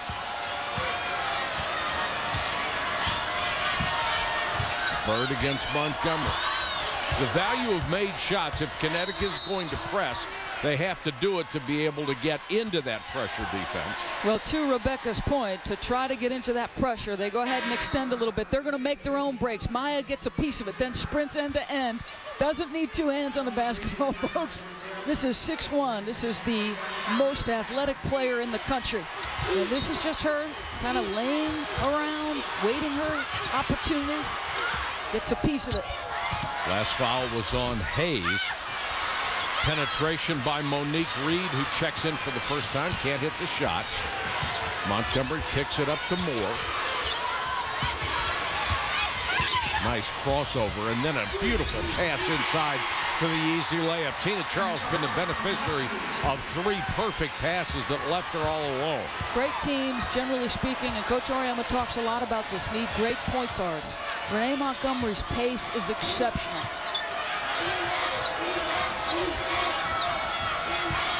McCautry for 3. She's made everything so far tonight. Not that one. Again, nice job by Montgomery.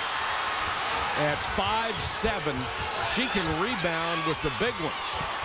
That pass nearly tipped away, but Charles again ends up with a layup. McCautry got a finger on it, but no more. Got to get a timeout. Absolutely, Jeff Walls. Good call here. The momentum swings toward UConn with 7:52 to go in the first half. They're up by a half dozen. Their biggest lead, Doris. Renee Montgomery sets the pace for this team. And I don't care if it's on the bus, in a drill, or on the lines, on the basketball floor. She delivers an easy deuce to her counterpart, Tina Charles. And the athleticism of Tina has been a factor in each of the matchups with Louisville and continues to be tonight, Mike. And McCautry, who was the Big East Defensive Player of the Year, got lost that time. And on the last replay you saw, Charles was open, and it cost him. Tomorrow, the NBA on ESPN at 7 Eastern. The Portland Trailblazers take on the Spurs. Then at 9:30, the Utah Jazz against the Mavericks. That's also on ESPN360.com. It looked, Doris, like at the beginning of this game that the team that was nervous was UConn and not Louisville. They have done a remarkable job all season long, Connecticut, of staying on task, of living in the present moment, of not focusing on the big picture, but rather the 40 minutes in front of them, Mike. Holly Rowe, what do you have? Well, during that quick timeout, Jeff Walz was incensed initially, but after he heard the explanation, he calmed down. His players were simply confused on who had 31. Monique Reed thought she was guarding 41, but that player that had just subbed in, there was confusion. They got it straightened out. He gave a big smile, slapped her on the butt. Well, she's a freshman. They're all straight now. All right, thanks, Holly. Kalena Green was called for her second personal. Now both her and Tiffany Hayes have 2 for UConn.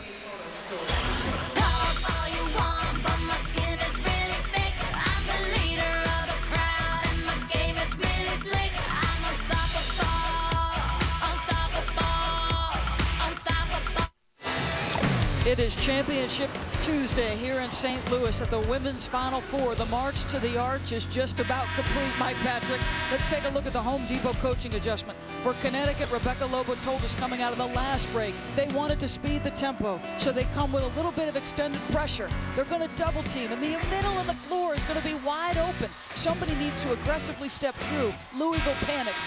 Don't panic against Connecticut. They're long, they're athletic, and they will make you pay for your mistakes. And right now, they have built a 6-point lead. Tina Charles off to a great start. 8 points, 8 rebounds here in the first half with 7:40 left.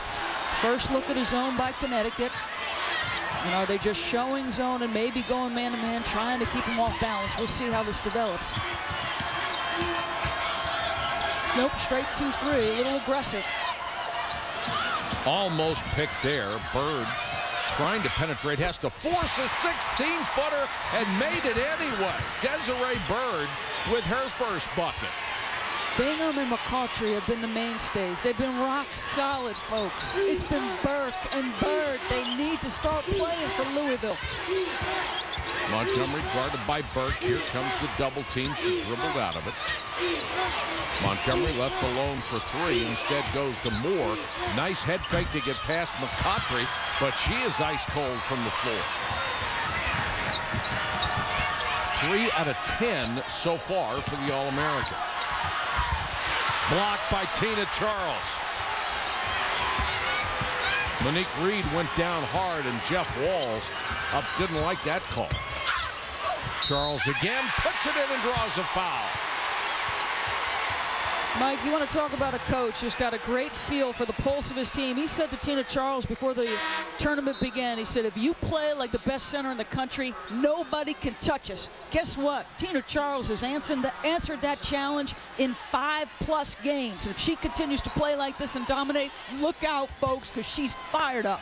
She is already within 2 rebounds of a double-double, and we have 6 minutes and 33 seconds to go in the first half. That's a 3-point play. Let's check in with Rebecca.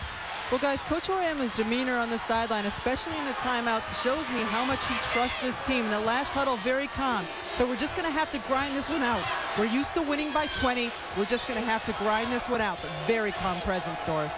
Huge, Rebecca. You played for the man. I think he's the best in the country because he's got the best package, Mike. Burke. That'll get it close in a hurry. 26-22. I tell you what, his counterpart is in his second year, but Jeff Walz, boy, pretty terrific coach in his own right. Maya Moore ended up with a triple team, and Louisville nearly took it away from her. Montgomery, nice move on McCautry, goes inside, and McCautry caught her from behind. Well, Becky Berg, as I said, in this run for Louisville, the support pieces have played huge, and this young lady has been as big as any, making shots. When she first arrived at Louisville, she didn't put any extra time in the gym, and that calm demeanor went by the wayside just for a second. Montgomery hits a free throw, the 5'9" senior from St. Albans, West Virginia. The number 6 all-time scorer, number 4 all-time in threes, number 3 all-time in assists. She has had a magnificent career. Now beyond that, Mike, you get the sense from Connecticut staff that they desperately want to see Renee Montgomery go out with a national championship. That speaks volumes about what they think of the kid. Burke again. trying to ride her three-point shooting skills. Doesn't hit this one, and Montgomery trying to push it. She'll try one. Long rebound to UConn. Green with it. Maya Moore got it inside again. What an unselfish play, an excellent pass, and 13 points for the junior center, Tina Charles. That was a 50-50 ball, and Yes, that's what I'm talking about. If you're Louisville, that long rebound, you've got to sprint your backside and get into the corner and take that one away. 30-22. McCautry passed on a three. Drives to the baseline. McCautry again, double teamed and fouled. Now, Tina Charles has taken more heat than any other player in Connecticut history. Maybe 5-0, our counterpart Rebecca Lobo knows a little bit about what she's been through with Coach Auriemma. But she stepped up to the challenge of playing to the level that he saw in her. Tina Charles picked up that last foul. She's not getting any heat tonight. McCautry with a miss. Bingham with a tip. Bingham with another tip. Contributions from other players will help keep this team close. There's one by Bingham, one by Burke, and another one by Bird. 30-24. Louisville trying to ratchet up the pressure on defense. Montgomery wide open. Finally got one. Renee Montgomery is one of the best three-point shooters in Connecticut history. She's made 4th all-time on the three-point shooting list, and she increases the lead to 9. They worked almost exclusively the hour they had this morning, Mike, on Louisville's pressure, and that's why they understood they would face it and face it as much as Louisville could put it on. McCautry down the lane with a left hand, can't hit it. Montgomery coming back the other way, 4 on 3. She pulls up. Boy, nice screen out in there, and the ball's lost out of bounds. It'll be to Louisville. Monique Reed did a great job. It has been the Tina Charles show so far for #1 ranked UConn. I'm the leader of the crowd, and my game is really slick. I'm unstoppable. Save your pig for tomorrow when I smash it like a ball in the club on the news. I'll be rocking like a rock star. Unstoppable. When Tina Charles goes into a game and decides she wants to be the best player on the floor that night, that's when we're at our best. If anybody out there wants to know what the key is to Connecticut winning the national championship, I would tell you is 6 games from Tina Charles where she plays like she's the best player in America. Well, maybe every one of these games she hasn't played like the best player in America, but in the tournament, she has averaged 17 points a game, and she is averaging 10 rebounds a game. When you average a double-double playing the best teams left in the country, you have reached superstar status, and she's got another one tonight. 13 points and 9 boards in the first half. He's challenged her in the past to get a double-double in the first half. The rest of her teammates were tight when they stepped between the lines tonight, and Tina Charles has bailed them out here in the first half. Louisville needs to get McCautry going again. She's hit a little cold streak. Missed that one. Offensive rebound to the Cardinals. McCautry, 11 points in the first 8 minutes. Last 7, she has not scored.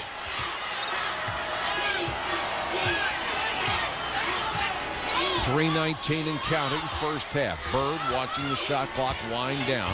It's at 10 now. McCautry, baseline, no. Charles with a rebound. She's fouled by Bingham. That'll be 1 on the outstanding rebounder from Louisville. Now, this game is all about tempo. Connecticut wants it fast. Jeff Walz would like to use those possessions just like he did. The thing is, you have to beat Villanova in 1985 and shoot almost 70% if you're going to play that tempo. Maya Moore, a runner, no.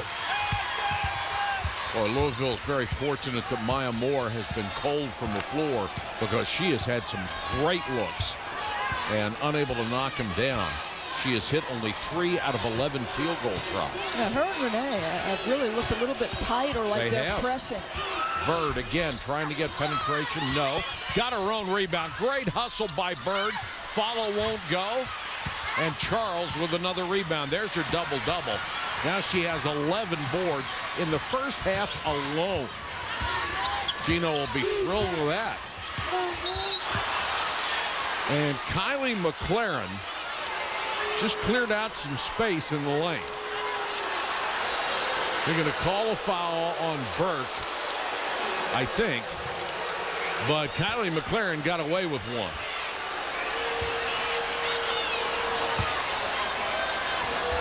This will put them in the 1-1.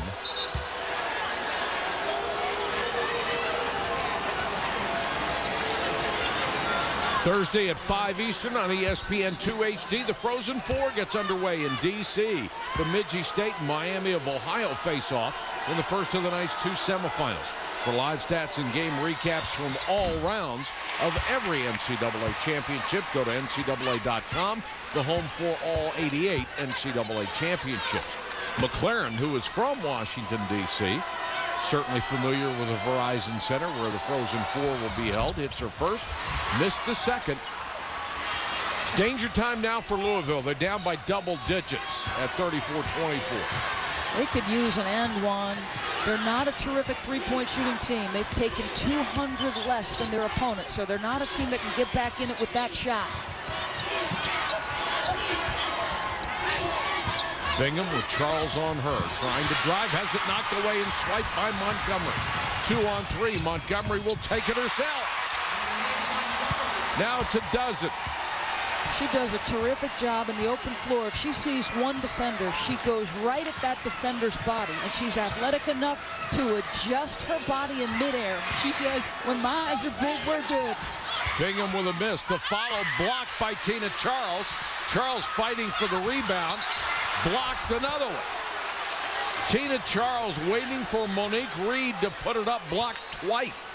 Now, Jeff Walls mentioned one Connecticut player, and it was surprisingly not Brene, and it wasn't Maya. It was Tina Charles, and here's why. Twice on the pipes, she says no. 10 to shoot. This is going to be a holding call on Maya Moore before the inbound. That's her first. And that will reset the shot clock at 30.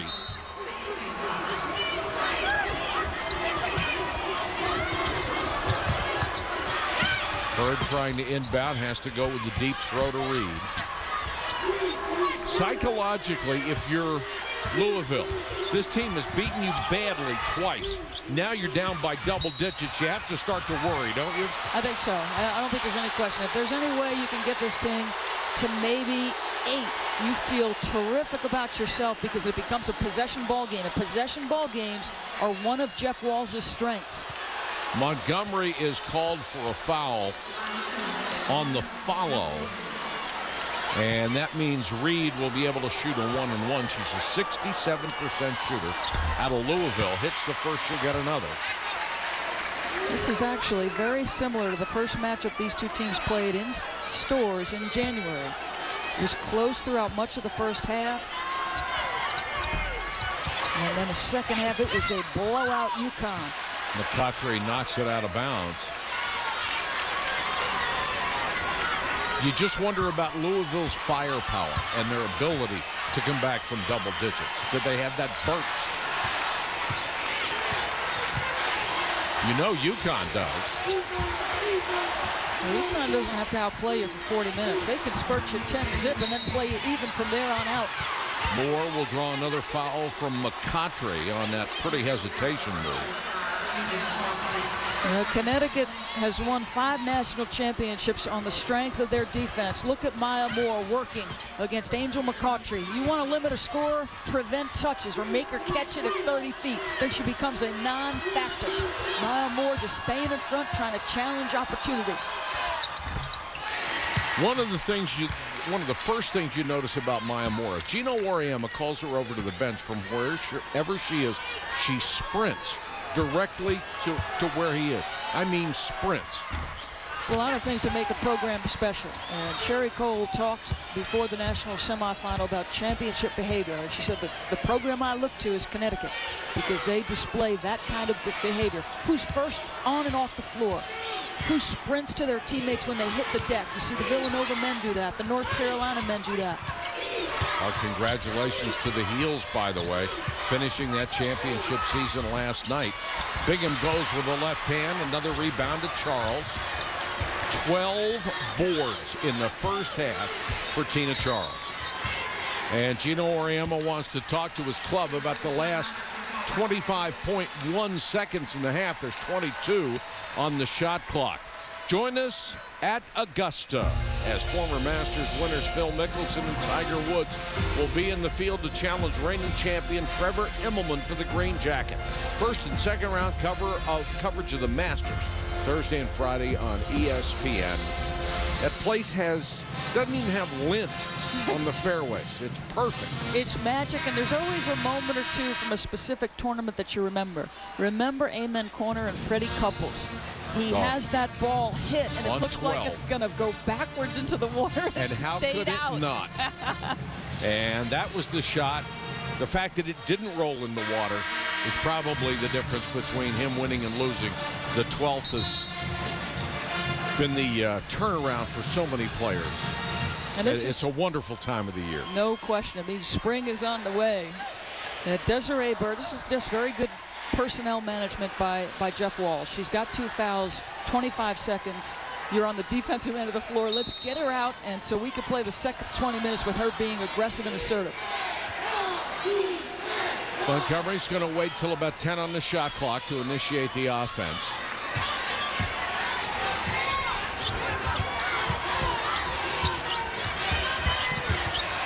Six to shoot. Inside to Charles. She was the second alternative. They were looking for Maya Moore, then looped it to her. Steven at the buzzer. That's why you use your timeout, because you're going to make sure you get the look you want and execute the play. A little frustration right there by Jeff Walsh. A close game most of the way, as Tina Charles had a brilliant first half, but they extended to 14. Here's Holly.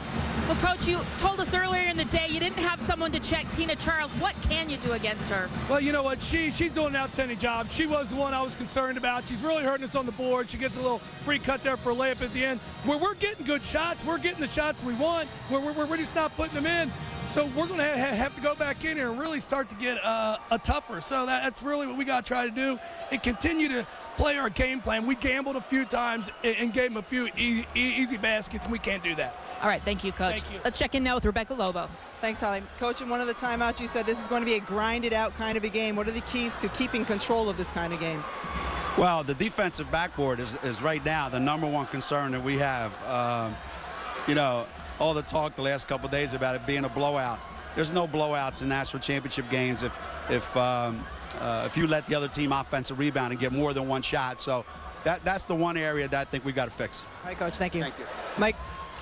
Thank you, Rebecca. UConn showing you the athletic skill you'd expect in a national champion. They lead by 14. Let's go upstairs. Trey Wingo, Carol Lawson, and Carolyn Peck. All right, Mike, thanks. Welcome into the halftime show. If you're Louisville, even though it was a tight game for most of the way, there is good news, even though you're down by 14. Last time at the half, it was a 26-point deficit in the Big East title. So they're hanging in there. But, Kara, you heard them talk about it. Louisville's defense is not doing the job right now. Well, Louisville's defense is not doing the job, but more importantly, it's their offense. I felt like in the first 10 minutes of the game, they did a good job of making shots. Angel McCautry was on fire, but then the last 10 minutes, the score was 17-17 at that 10-minute mark. They started to miss shots, and UConn started to lock up on their defense. What does that create? That creates transition opportunities. Look at the 4 defenders. They're trying to sprint back. Tiffany Hayes passes the ball ahead, and Maya Moore gets a fast break layup. She's fouled on it. So what happens is now UConn gets to be in that transition game, and they can speed up the tempo. That's exactly what they want to do. Well, the thing that UConn is doing very well is they're able to change up a little bit. The perimeter shot wasn't falling. So what were they able to do? Go to Tina Charles. Coach Gino Auriemma said in order for them to win a national championship, she was going to have to go to work. Well, she's carrying the mail right now. She's doing it with her power moves in the paint, and she's also an animal on the glass. She's got a double-double, and it's already in the first half. Tina Jars is saying, Coach Gino Auriemma, you want a championship? You need an inside game? I'm here. She certainly is. She is leading the way, and it's got to be refreshing if you are Tina Charles, because the last 3 games that she has played in this tournament, she's had to go against teams that have a massive inside presence, whether it was Cal, Arizona State, or Jane Appel of Stanford. She is taking advantage of that right now. She is Jeff Walz's worst nightmare. That's what Tina Charles is. Here's what else she is as well. Tina Charles, junior center from Queens, New York. I am an eraser. I am the last line of defense. I am a dancer. But most of all, I'm a Husky. That's what I am. What are you? The NCAA Women's Championship on ESPN. The nation's premier award for seniors celebrates the all-around achievements of college student athletes, community, classroom, character, and competition. It's the Lowe's Senior Class Award. The 2009 recipient for women's basketball is Courtney Paris of Oklahoma. The 4-time All-American and 3-time Big 12 Player of the Year thrives in community projects like Special Olympics and the Sooners Big Sis program. She will graduate with honors in journalism. The Lowe's Senior Class Award. Today's students are tomorrow's leaders. Well, Angel McCautry doing her part to keep Louisville in this game. She has 11 points in the first half, but it is UConn by 14 at the break, 39-25. Now, should UConn win, it would just be another stat on Gino's resume. Right now, his career winning percentage of .851, the best of anyone with a minimum of 600 wins. Look at the names who have not won as often as Gino Auriemma has when it comes to college basketball. He's got the best winning percentage. Thoughts on Gino now from the man who had the most wins on the men's side, Bob Knight. I've been asked to comment on Gino Auriemma as a coach. Let me tell you this, if I were hiring a coach for women's basketball or for men's basketball, one of the first people I'd have in mind would be Gino Auriemma. I think the guy has done as good a job coaching his team, not just this year, but in the time that he's been at UConn, as good a job coaching his team as anybody coaching any sport. He gets his kids to play hard. He gets them to play very intelligently, and consequently, they're always very difficult to beat. The guy is really, really a good coach, one of the best that I've ever seen in the game of basketball. Well, the numbers certainly back up that opinion. What are your opinions when you hear the names Gino Auriemma? What comes to mind? Well, I think the genius of Gino Auriemma's coaching is the fact that most coaches get applauded for doing more with less. Gino Auriemma is one of the best in any coach in any sport at doing more with more. He elevates the great talent to seek perfection. Well, and the thing, too, is he continues to get to a championship and sustain. He's maintained his program where some programs have dropped off. He's still been right there and in the hunt. And even going after his 6th national championship, he's more nervous than he was going after the first. Well, you know what? He's also perfect when he gets here. 5-0 heading to this title game tonight, looking to go 6-0. He's 20 minutes away. He keeps getting plays like this from Maya Moore on the baseline. It will be one for the thumb in UConn. Second half coming up in a little bit. UConn by 14.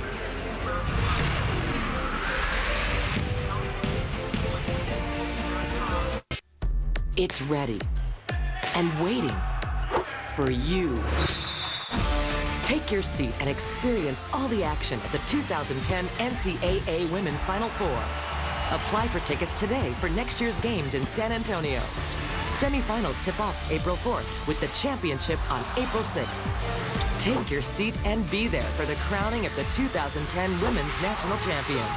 For Women's Final Four tickets, go to ncaa.com. We are at the half. Tina Charles, double-double in the first 20 alone, 15 and 12. The Huskies 20 minutes away from a perfect season, up by 14 on Louisville. The NCAA Women's Championship on ESPN is If you could be me for one night, could you live your life under lights, lemonades, cameras, ice, 4 a.m. morning flights. I don't think you can handle that, pal. I don't think you can handle this crowd. It's too late, can't regret it now. It's too late, can't regret it now.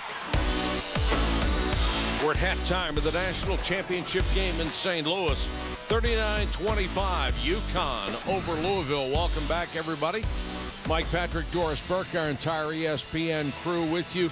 I thought Louisville desperately needed a quick start. They got it, but they tailed off after that. They needed to play almost perfectly, and they needed a huge game from their star McCautry. She was 4 of 6 to start the game, and they were right there. She stopped scoring about 11:53, missed her last 6 shots, and Connecticut, as they have all season, got a little bit of separation. Tina Charles always seems to be the X factor for Gino Auriemma. She came through tonight. She was a monster in there. And when you've got a post player, Mike, who aggressively and assertively makes ball cuts, it changes the equation of your offense because you're demanding to be guarded on the post. They simply do not have an answer for Tina Charles' athleticism. Ball's going to go into the corner. They'll overload the side of the floor. Tina will make an aggressive move to the basketball. Look at her seal her defender. And even with a solid challenge, she's able to score. She's got tremendous reach. Tina Charles, 15 points, 12 boards, the 38th time in her career through her junior season she's had a double-double. Here's Holly Rowe. Holly. Well, Mike, because of that double-double, we'll see a change for Louisville here in the second half. Jeff Walz just told me he's going to start Keisha Hines, see if she can do a better job slowing Charles down here in the second half. He also said he was very frustrated with his team because they had the tempo exactly where they wanted it in the first half, but they started gambling. They started going for steals and playing instead of playing solid defense. He said, we have to get back to doing what got us here. That's getting loose balls, getting rebounds, and playing our kind of defense. And he's right. That's what has gotten them there so far. But right now they're down by 14. And you get the feeling they'll need a rapid start here in the second half. Well, Mike, I'll tell you this. It's been a privilege for us to watch Louisville because we had them in the regional semifinal and final. Quite frankly, they have been overmatched in terms of their last 3 opponents and their talent level. But they have committed themselves to Jeff Walz's game plan. They've played with heart and toughness and outworked their opponent. They were down 12 to Oklahoma before they came back. And UConn, of course, doesn't want any part of a comeback. They want to go 39-0 for the second time in their storied history and win yet another national championship.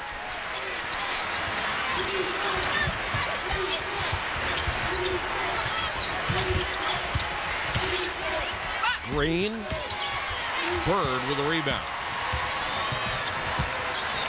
See if they can get McCautry going again.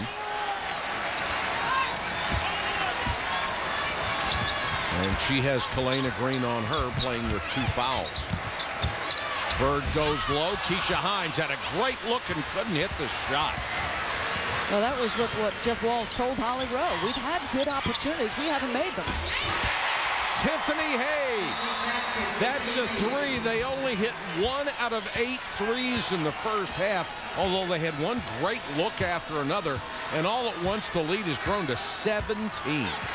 The more they refuse to guard Tiffany Hayes, the more angry she gets, and the more threes she starts to bury. And the better she shoots. What a steal by Montgomery. Just put her hands up and snatched it away. Not much let up in this ball club. Poor pass by Maya Moore and good defense by Keisha Hines. Bird trying to take it all the way in, backs in, no. Nothing falling right now for Louisville. Thought the thunder was going to roll right there for Desiree Bird. She's had a lot of those kinds of shots go in this 5-game win streak. Shot clock down to 12. Nice head fake by Moore to get open. Missed the shot, though. How many times has she done that tonight? A great move to free herself, but she can't convert. I think you've got to sit on her right hand and make Maya Moore dribble it with her left, because at this point in her career, as good as she is, I don't think she's got it in her repertoire. That's why she doesn't get to the free throw line as much as she could. Louisville right now content to work the shot clock down again. Foul away from the ball. It's going to go on UConn. And it's Kalena Green, her third, trying to check McCautry.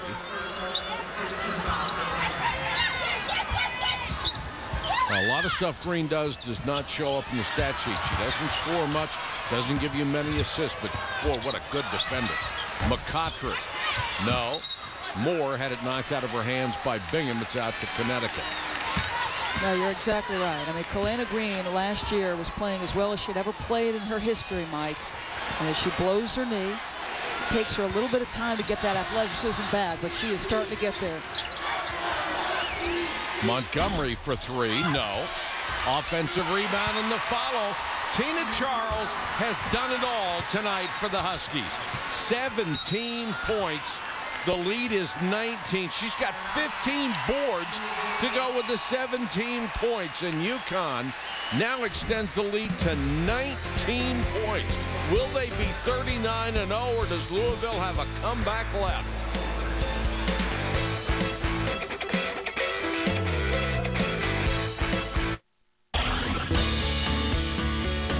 I am unpredictable, incorrigible, talker all the time, relentless, typical Italian,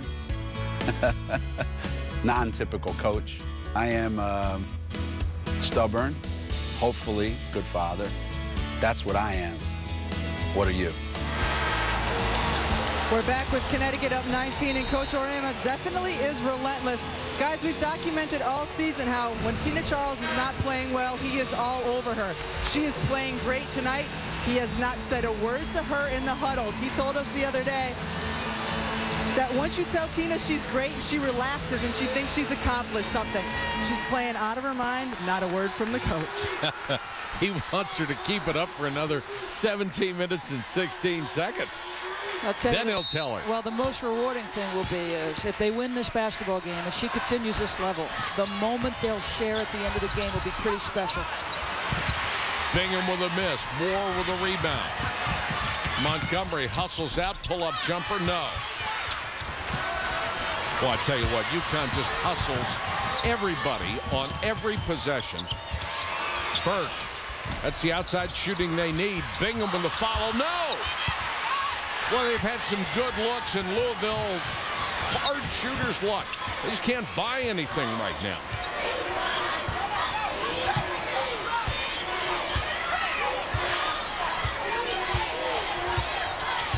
Next time down, let's see what Louisville does on offense. How long can they afford to be patient?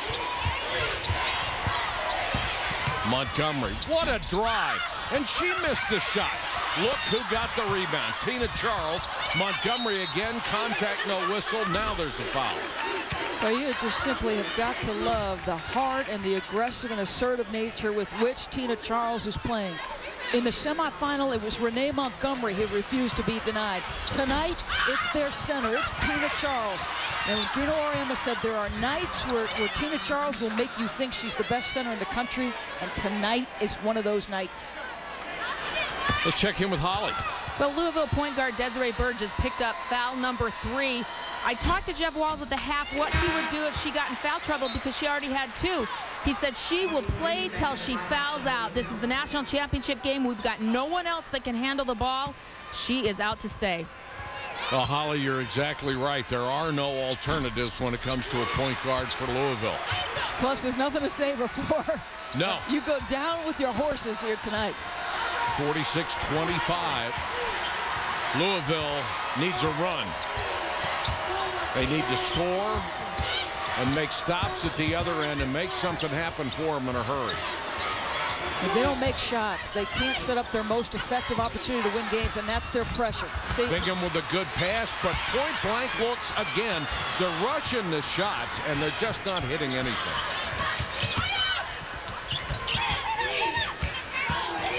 Charles against a double team, and she walked. Hesitated on the pass. That may be the first thing she hasn't done perfectly tonight. 17 points, 17 rebounds for Tina Charles. One measly turnover.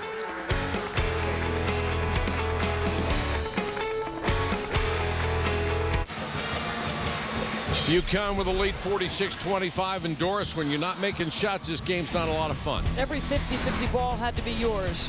Rebecca referenced Georgetown, Villanova 1985. Villanova shot 70%. These are points in the paint opportunities. These are point-blank range or uncontested jump shots that Louisville is failing to compete. The disparity in there, 24-8.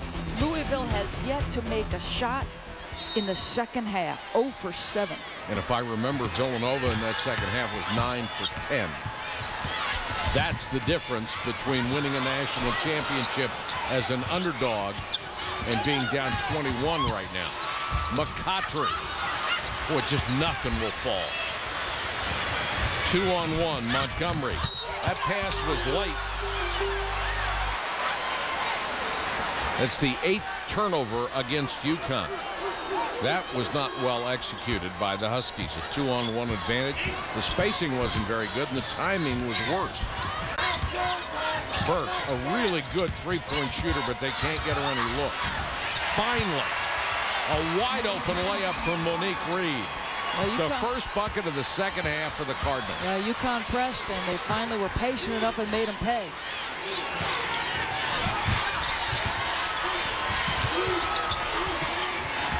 Moore at the high post. UConn moving the ball around. 10 to shoot. Charles at the baseline. Basket and the foul.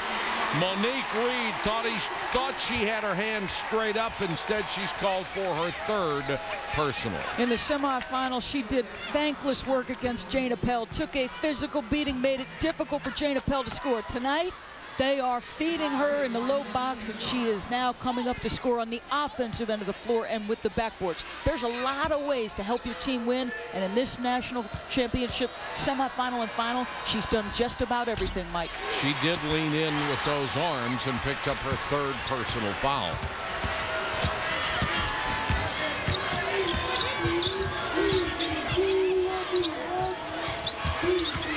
Bingham. This is Burke. Turnaround jumper short. McCautry with a follow. Angel McCautry, after a brilliant start, has been stone cold silent. You can see the kind of athleticism she has, though. She can get up in between traffic. Here's the steal. McCautry was ahead of the pack. They missed her. Now they get it to McCautry, and the foul is going to be on Maya Moore.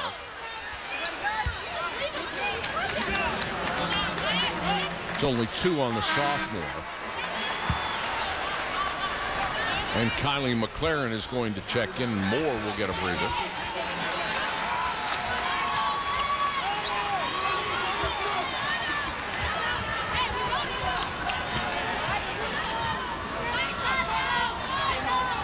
McCautry will inbound in front of the Louisville bench. Still plenty of time to go. 14:09. Three-pointer out of the corner by Bingham. No. Now, she had become a threat from deep in the NCAA tournament. It had not been in her repertoire, but that's an uncontested three that she had knocked down in their 5 wins in this tournament. Shooting almost 36% from long range. Kalena Green on the other end gets a layup. UConn just living off some easy shots now and movement and hustle. Louisville just doesn't have the firepower on the offensive end. This is a team that is among the most prolific on the offensive end of the floor in Connecticut. In fact, on both ends of the floor. McCautry stepping out, looking for a screen. Goes back inside, blocked by Charles, followed by Bingham.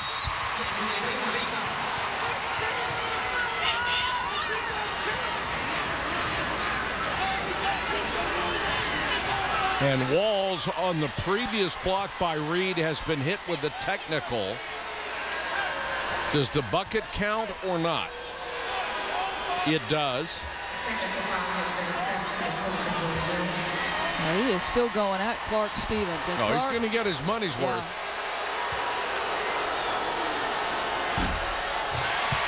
And the miss by Renee Montgomery.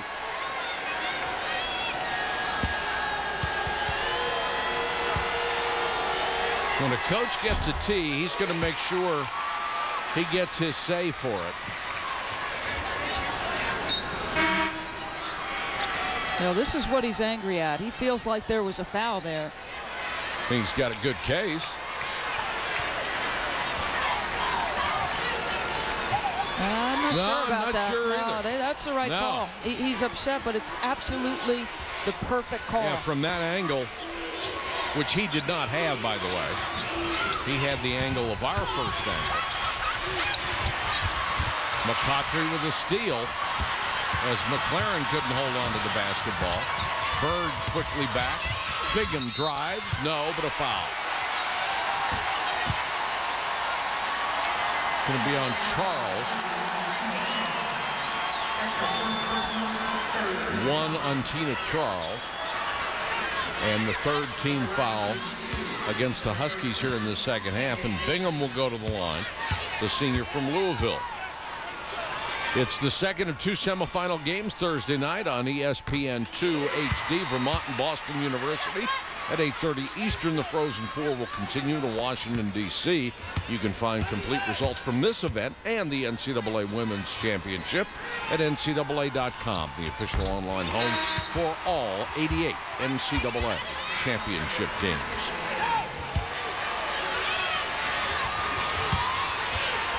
Breen gets a rest, and Tiffany Hayes is back in. She and Montgomery will work in the backcourt. McLaren, good pass to Charles, basket and the foul. This is why they worked so hard on that 1-2-2 pressure. They had 60 minutes. They probably spent 45 against this exact pressure.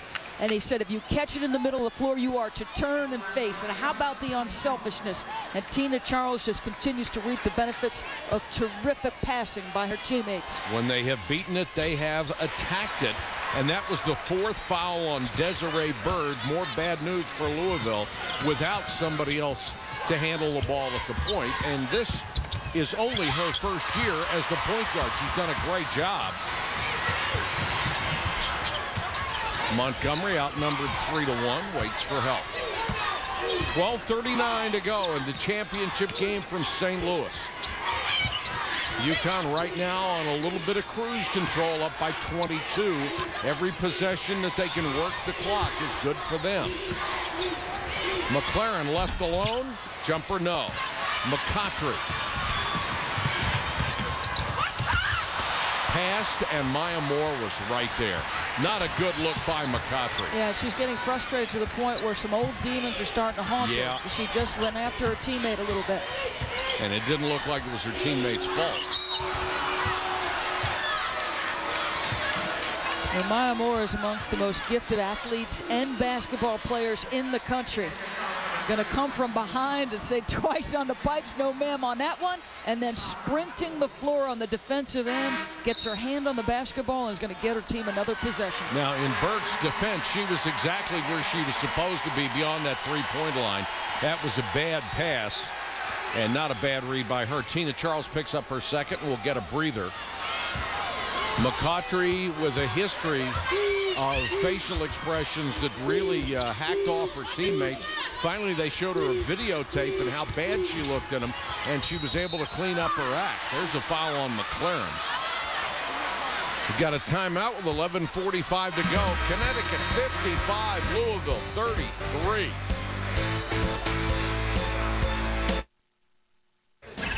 Will Selva in studio. Time for the Pontiac game-changing performance of the tournament. It goes to Ball State. In their first ever tournament appearance, the Cardinals shocked Tennessee. Ball State will receive a donation from Pontiac to the General Scholarship Fund. Congratulations go out to Ball State.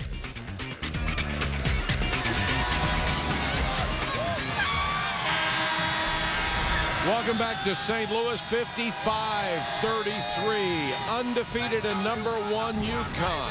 With 11:45 to go to record another magical 39-0 record. And the Oklahoma Paris Twins signing autographs here tonight.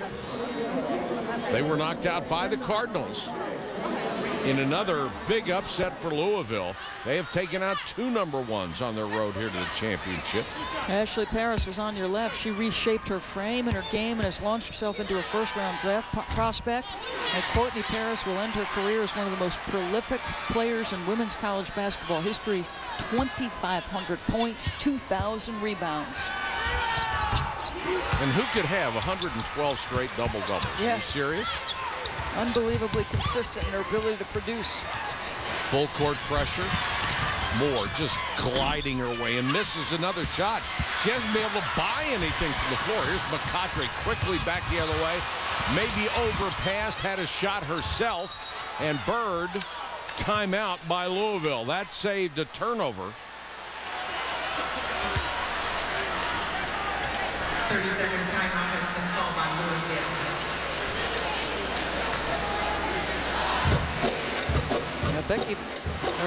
Desiree Bird has already got a little bit of a tough situation with a knee. Now she's holding that hand or wrist. She went down hard and rolled over trying to maintain control of the ball. Now this is just great hustle by both teams. If a ball hits the floor, your body should hit the deck, but you can see she rolls right over that hand. And the ball landed on her side. I mean, she landed on the ball, hitting her side as she went to the floor, and that can hurt.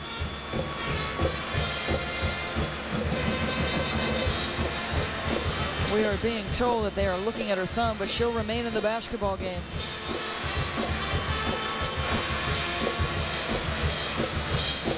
They desperately need her ball handling abilities. There is literally no one else who is going to come in with any kind of experience that can play the point. You want to talk about a kid who's reshaped herself as a person and as a basketball player. That's Desiree Bird. Lost 20 pounds. Her coach said she could lose 20 more coming up next year, and she would be a great point guard at that point.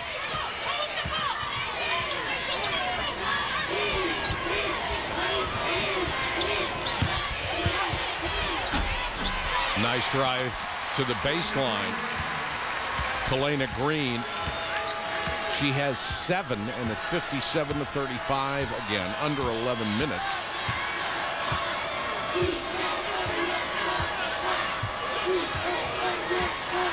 Louisville still being very patient on offense. If they are looking to make a comeback, this is probably something they can ill afford to do. Reed with a miss. I'm not sure that's what's in his mind. No, frankly. I don't think it is either right now. No, in fact, I know it isn't. He's trying to manage possessions. Right. This is a team that has blown people out 30 and 40-point games for Connecticut. That's the level of disparity between them and the rest of the country. Montgomery, baseline over Burke, just nicked the front of the rim. And here comes Bird. Desiree to McCautry. Pulls up at the baseline, missed the shot. The follow is blocked by McLaren and out of bounds to Louisville. Well, 2 years ago, Jeff Walz had Connecticut in town for a couple of extra days. They played at Louisville. They were continuing on a road trip, so they stayed in Louisville. And Jeff Walz said, listen, I'm trying to build a program. So you know what I'm going to do? I'm going to ask Coach Oriam and his staff, can me and my players come watch that caliber basketball team work out? Let's see how they conduct themselves in practice. If you want to understand why they're on the brink of championship number 6, watch Connecticut practice. They pay the price, paying attention to details every single day. How's that for a class act by Gino Oriema? Moore tries to keep it alive off the miss from Green. Can't. Bird into the lane. Lost it. Got it back. Lost it again. And Burke has to retrieve it in backcourt. 17 on the shot clock. Now McCautry is outside against Kalena Green, who has done a really good job against her on defense. McCautry with a 3 in the miss. Play her perfectly. Give her a cushion. When she pulls the trigger on the jump shot, just get a hand up and contest. That was perfect defense by Green. And that's really where you want her shooting the ball, too. 8:59 to go. Time running out for the Cardinals of Louisville. Moore way short. This may be the worst shooting game I've ever seen her have. 3 out of 14 from the floor. I wouldn't be surprised when we go to the next break if Gino Oriema doesn't give Maya Moore an earful. Because you know what? We've seen that before where the disparity's been 20 or 25 points, and he will continue to rip into his players. That was a pretty quick shot when you're trying to manage time and score. There's a 3 off the bench for Janae Howard. She is a 44% long-range shooter, and she comes in and gets a standstill look at one. No basket by McLaren, but she did draw the foul. There you can see Jeff Walsh in the background say, you got to circle her. Don't allow her that kind of position. They want to treat her very much the way they treated Courtney Paris. Foul was on Howard. McLaren will go to the bench. And Tina Charles is back in.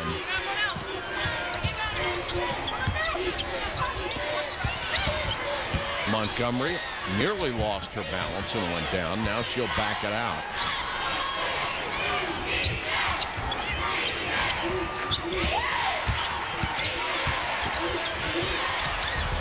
Nice move by Charles. Got it inside to Maya Moore, and she gets a much more manageable shot. Well, stop shooting jump shots. You don't have it from the perimeter. You've got too much inside-outside skill to be content to shoot jump shots. Go post up that defender. As an individual defender on you, nobody can check Maya Moore. Another three by Howard. Burke chases it down.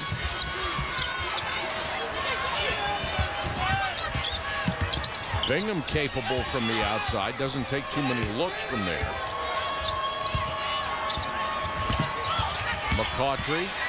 Charles waiting for, and Tina Charles will be called for the personal. That's her third, and will send McCautry to the free throw line. 7 minutes, 18 seconds to go. Gino Auriemma waiting on his ball club. And Maya Morris had that cold shooting night.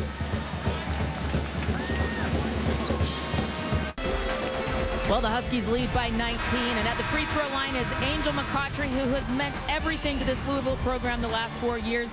When she got to campus, they were averaging just about 1,000 fans a game, but her electric personality, 23 points a game scoring for the last 3 years, has really ignited the imagination of the Louisville fans. They are up to nearly 7,000 fans per game. This year they got crowds of over 14,000 two different times. And what she was most proud of is that was paid attendance. She and her teammates got out to the community, got out selling tickets, and she has been very vocal in promoting this program. Even the mayor says she has ignited and entertained the imagination of the whole town of Louisville, and we are out to support Angel McCautry. When she graduates, they will put a statue up on campus of this young lady. Holly, that's great, and it's tremendous for her. The fact that she led the talent-laden Big East in scoring, rebounding, and steals 3 years in a row is just remarkable.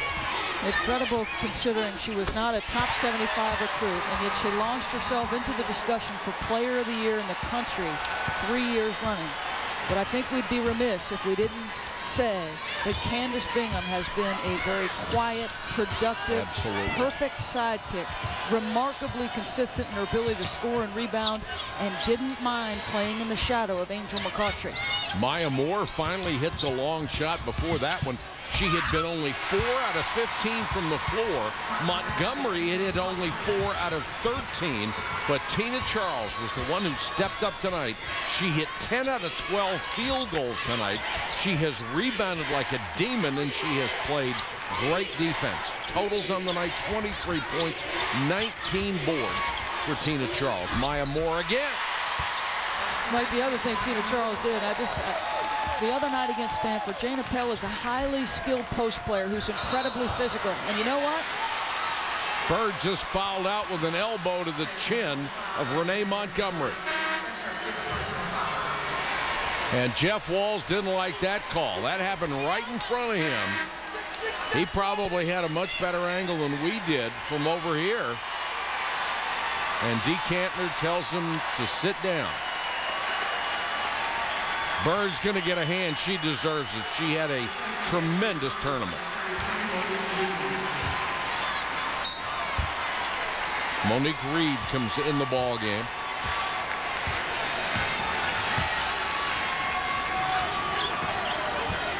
Okay, that means Becky Burke is your point guard. Yeah, it does. She may be able to free herself for a couple of threes. Great pass to Charles. Tina Charles, 25 points And Jeff Walz with a timeout.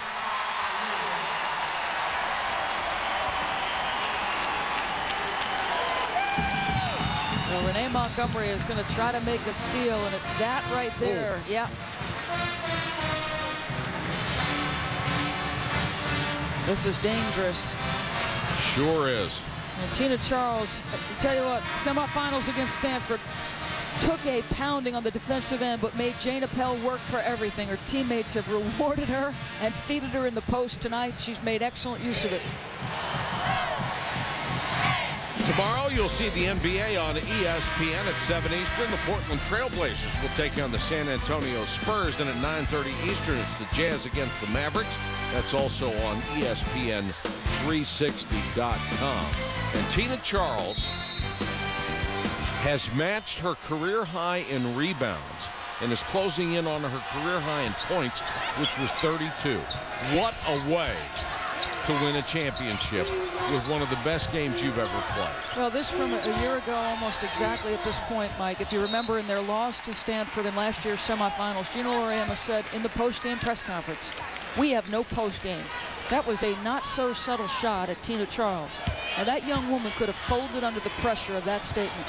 Instead, she said, "You know what? I understand that he sees things in me that I don't, and I want to become the All-American, the national champion he wants me to be." So she shut up and she listened to her coach. That's great for a player to do. And you know when you're going to go play for Gino Auriemma that it's not going to be all roses and chocolates. Nice move by Green. Goes right down the lane with a left hand. McCautry back the other way with Green waiting for her. Can't say enough about the defensive job that Kalena Green has done. Bingham backs in. Pretty shot. Agreed, Mike. On Kalena Green. And Gino Auriemma simply said to her, "You're on your own tonight. You're going to guard her, and you're going to do it on your own." Thank you so much.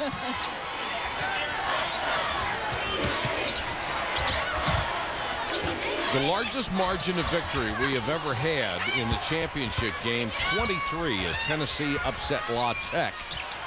In 87. And there's a three from Renee Montgomery. Well, the threes would not fall early, but Renee Montgomery knocks that one down in the lead now at 26.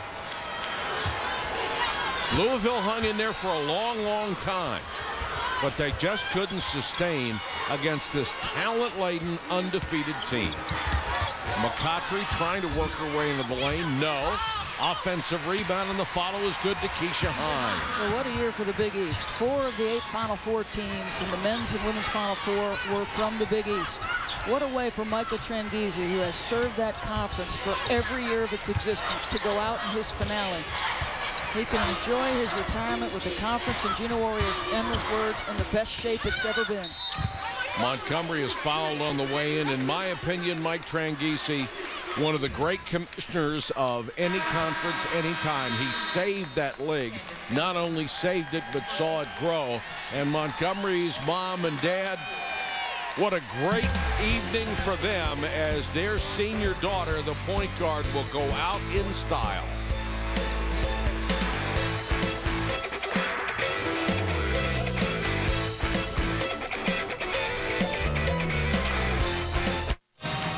Welcome back to St. Louis. UConn on top of Louisville, 71-47 in the national championship game.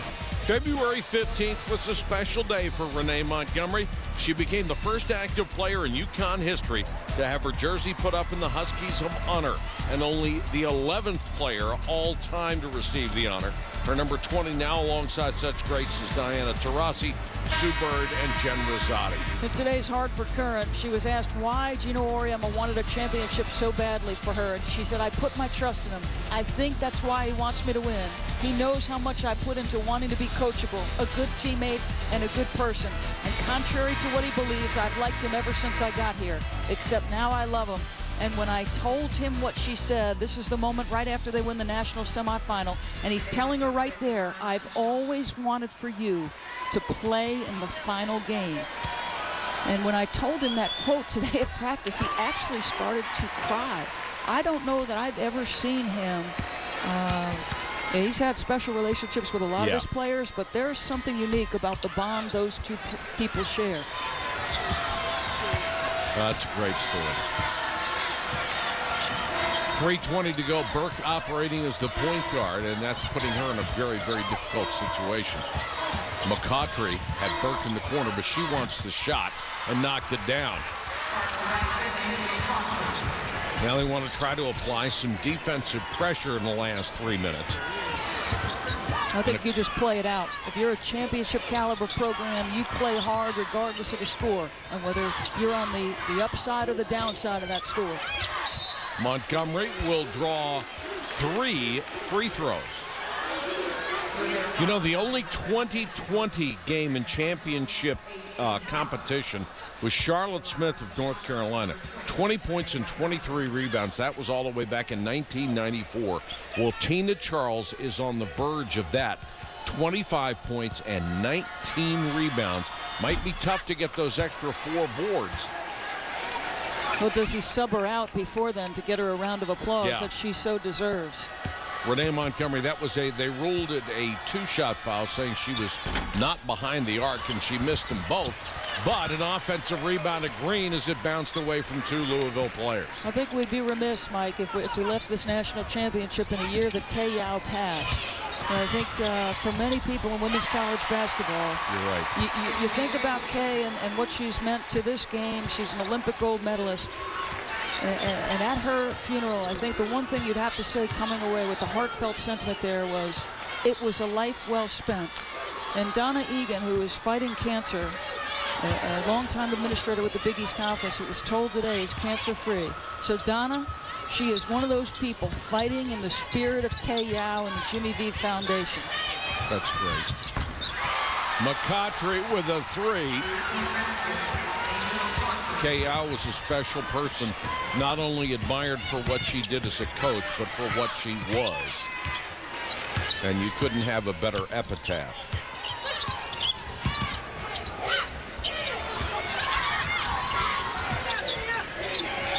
Tina Charles working on Burke. She wanted the basketball.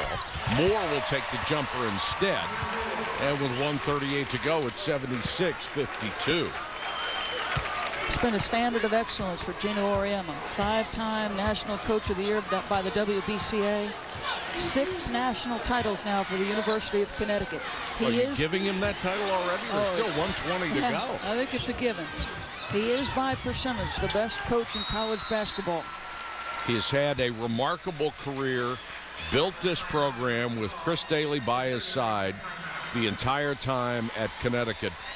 And he has set a standard that few would have imagined. He and Pat Summitt, I was looking at his record earlier today. You realize as good as Pat Summitt has been for this game and as good as she has been in this game, if Gino averaged 30 wins a year for the next 10 years, he would still not have caught Pat Summitt in number of victories, which makes what she's done just that much more remarkable because he's had an unbelievable career. Well, what Pat Summitt has done is just mind-boggling to me. 1,000 wins, and I think beyond the 8 national championships and the extraordinary job, Pat Summitt is motivated to grow the game of women's basketball, maybe more than any other coach in the country. Whatever it takes to grow it, she's willing to do it. And you know what's next on the plate for Pat Summitt? What's that? Let's renew the series with the University of Connecticut because it's good for the game. Wouldn't that be? Yeah, that's one thing I've always admired so much about her is that she is willing to play anybody.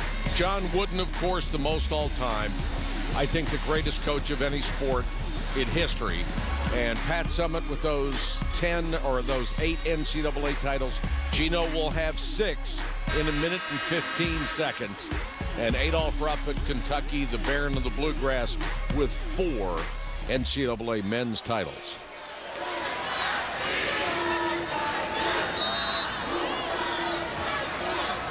Well, UConn has earned it. Nobody has gotten closer than 10 points to them all year long. That's the closest margin of victory. And now UConn will empty its bench. Renee Montgomery will get a standing ovation and a hug from Gino Auriemma as she finishes her brilliant career. 18 points, 4 assists in the championship game. And they simply threw the ball out of bounds to stop the clock. A classy move here just to get her off the court and give her a standing ovation. And they're going to do the same for the rest of the bench at the next dead ball. Try to get everybody in there.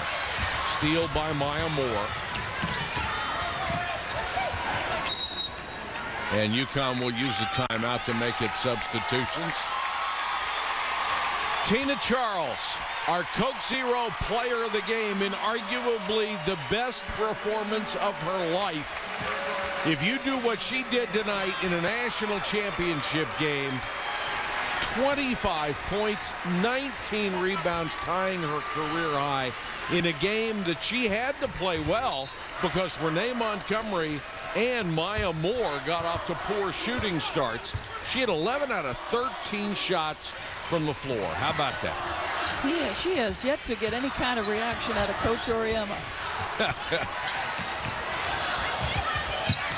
Shot clock running down. It's down to 9. And Tiffany Hayes.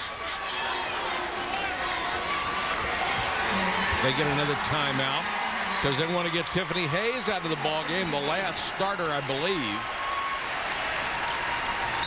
So everyone else can get a minute here.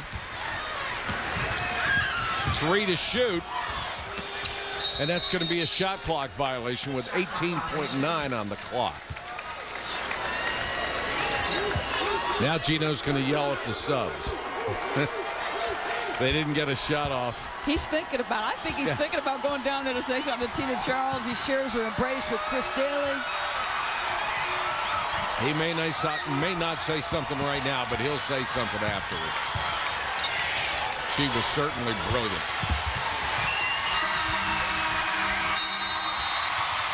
And UConn has done it again. 39-0 again. And a national championship again.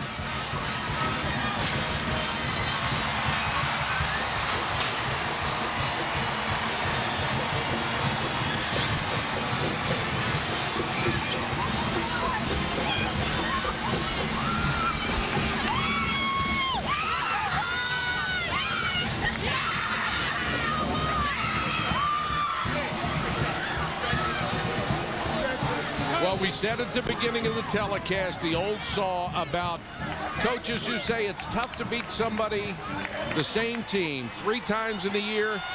Not when you're Connecticut, and not when you can beat someone this bad. That's correct. And everybody wants to compare this team to every other undefeated team. Celebrate this particular unit, because on this particular year, they were far better than any competition that this team faced. You bet. 39-0, and not only that, nobody got closer than 10 points to them all year. Unbeaten and unchallenged. Nobody else has done that. So they join the list of unbeaten teams, and Gino Auriemma will still tell you, in spite of this, that the 2002 team was the best club he ever had.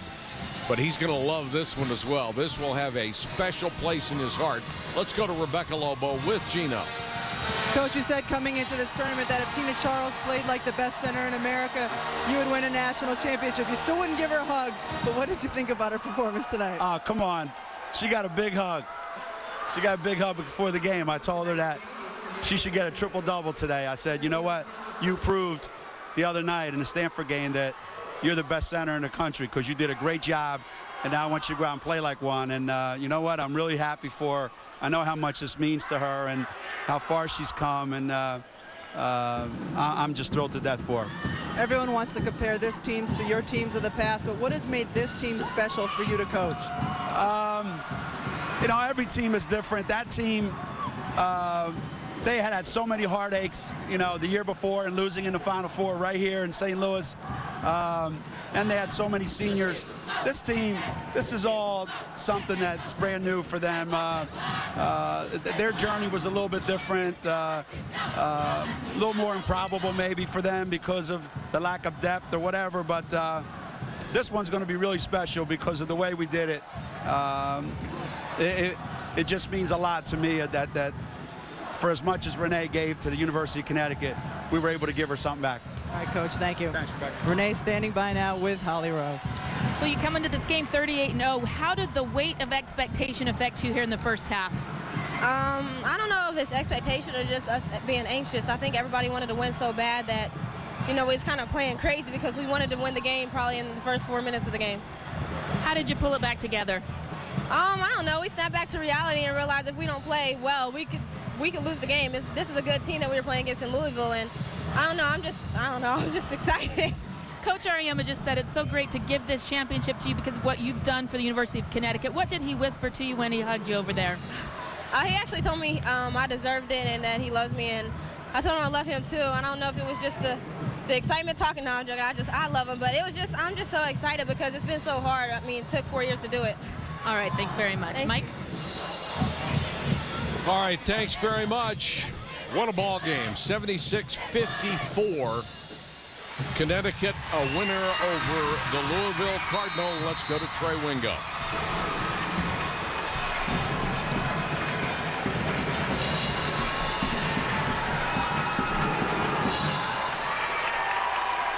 Well, one thing you can say for sure, this season in women's college basketball, you can't beat UConn. Welcome into the postgame show. Trey Wingo here with Kara Lawson and Carolyn Peck.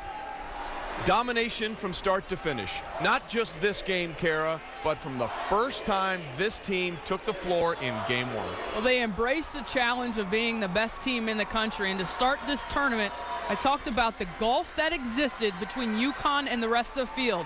And no matter what any player or coach of any other opponent tried to do, they could never close that gulf. And that's a testament to Gino Auriemma and his staff, and a testament to those players and their leadership and senior point guard Renee Montgomery. Well, when you look at this UConn team from a year ago that lost in the semifinals, there were a few changes that were made. First of all, Renee Montgomery, now a senior, put in the position of being the captain and a great leader that got the rest of her team to follow her. Next, Gino Auriemma challenged Tina Charles to become the best center. That's what they were going to need to do in order to win a championship. She did exactly that. Hey, there's one element we haven't talked about.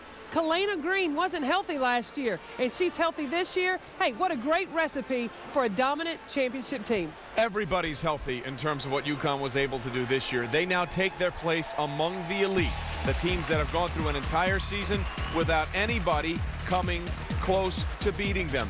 And this year's team perhaps is even more dominant. That may be the right word. They were behind for one possession in one game all season long in a second half against Notre Dame. That's it. So when you put this team now along the list of these other great teams, what makes this team stand out? I think what makes this team stand out is that they had the three best players at their respective positions in the country this year. Renee Montgomery, most complete point guard, best point guard in the country. Maya Moore, the National Player of the Year. And Tina Charles played like it in the postseason as the best center in the country. They didn't need depth. They didn't need any of that. When you got the three best players, you're going to win. But the thing we haven't talked about is they are a man down. Caroline Doty went down with an ACL, and Connecticut did not skip a beat. Tiffany Hayes, a freshman that definitely didn't play like it. She plays like she has been wearing comfortable in these shoes. She's a junior, senior is how she's kind of playing on the floor. Well, it was sneaker night for everybody in UConn, and they did step out tonight, winning the 6th national championship for Gino Auriemma since 1995. They'll get their hands on that 6th trophy with the presentation right after this. I didn't hear. Well, it is joyous time in Connecticut again as UConn wins the national championship 76-54. This has been a presentation of ESPN, the worldwide leader in sports, and your exclusive home for the NCAA Women's Championship. Let's go down to Holly Rowe. Tom Jernstedt, the NCAA Executive Vice President, and Jackie Seiler, the Chair of the Women's Basketball Committee. Jackie Seiler, please make the trophy presentation to the Connecticut Huskies. Thank you. On behalf of the NCAA and the Division I Women's Basketball Committee, I would first like to congratulate the University of Louisville for an outstanding game and season. And now it's our privilege to present to the University of UConn and head coach Gino Auriemma the 2009 National Championship Trophy. Congratulations, Gino.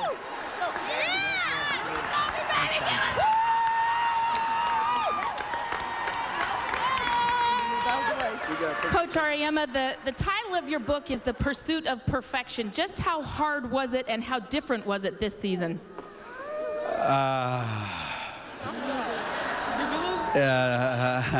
That size says a lot.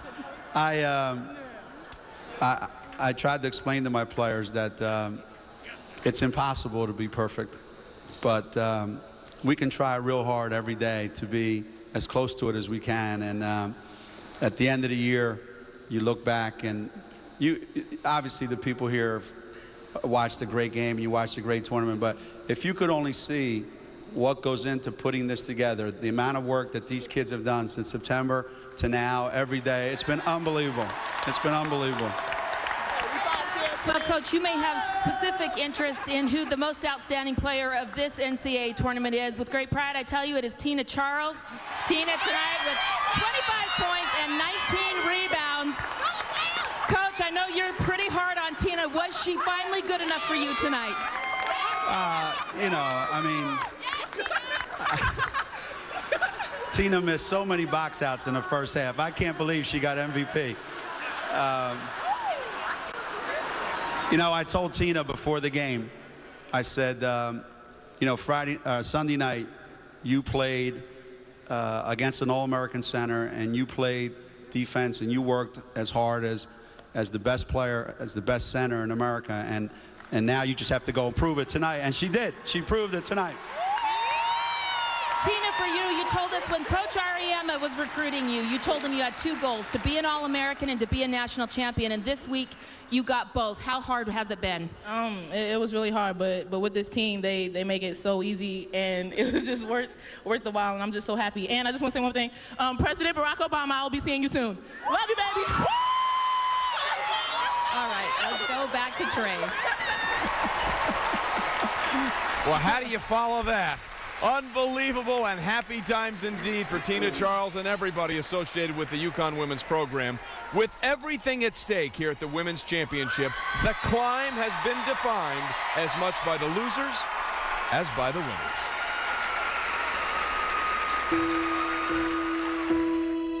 I can almost see it, that dream I'm dreaming, but there's a voice inside my head saying you'll never reach it.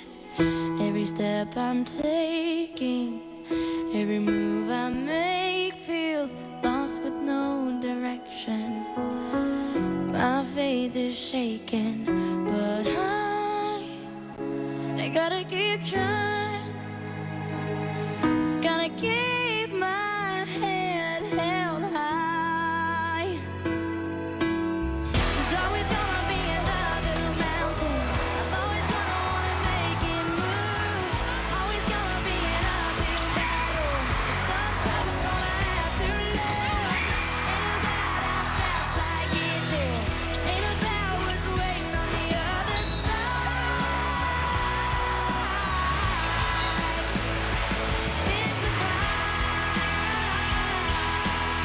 Under 5. They get it up to Stevenson for 3. Good down. And Louisville advances to the national championship game. Do you make good on the guarantee? I do make good on it. And UConn with another huge win, this time by 19. There's always gonna be another mountain. I'm always gonna wanna make it move. Always gonna be an uphill battle. Sometimes you're gonna have to lose. Ain't about how fast I get there. Ain't about what's waiting on the other side.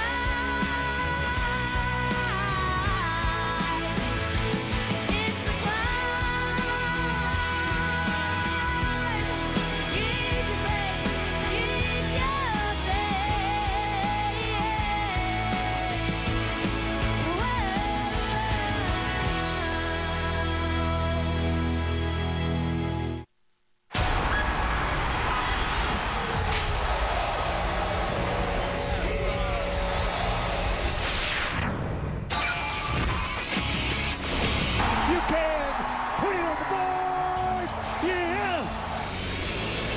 This is SportsCenter.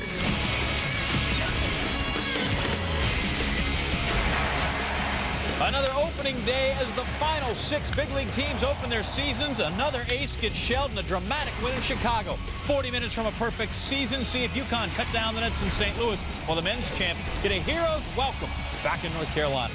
Big decision for one of the nation's best big men. Will Blake Griffin stay or go? While two of the NBA's best big men doing battle in Houston. And as Tiger Woods gears up for the Masters, hear what part of his game he says may end up costing him another green jacket.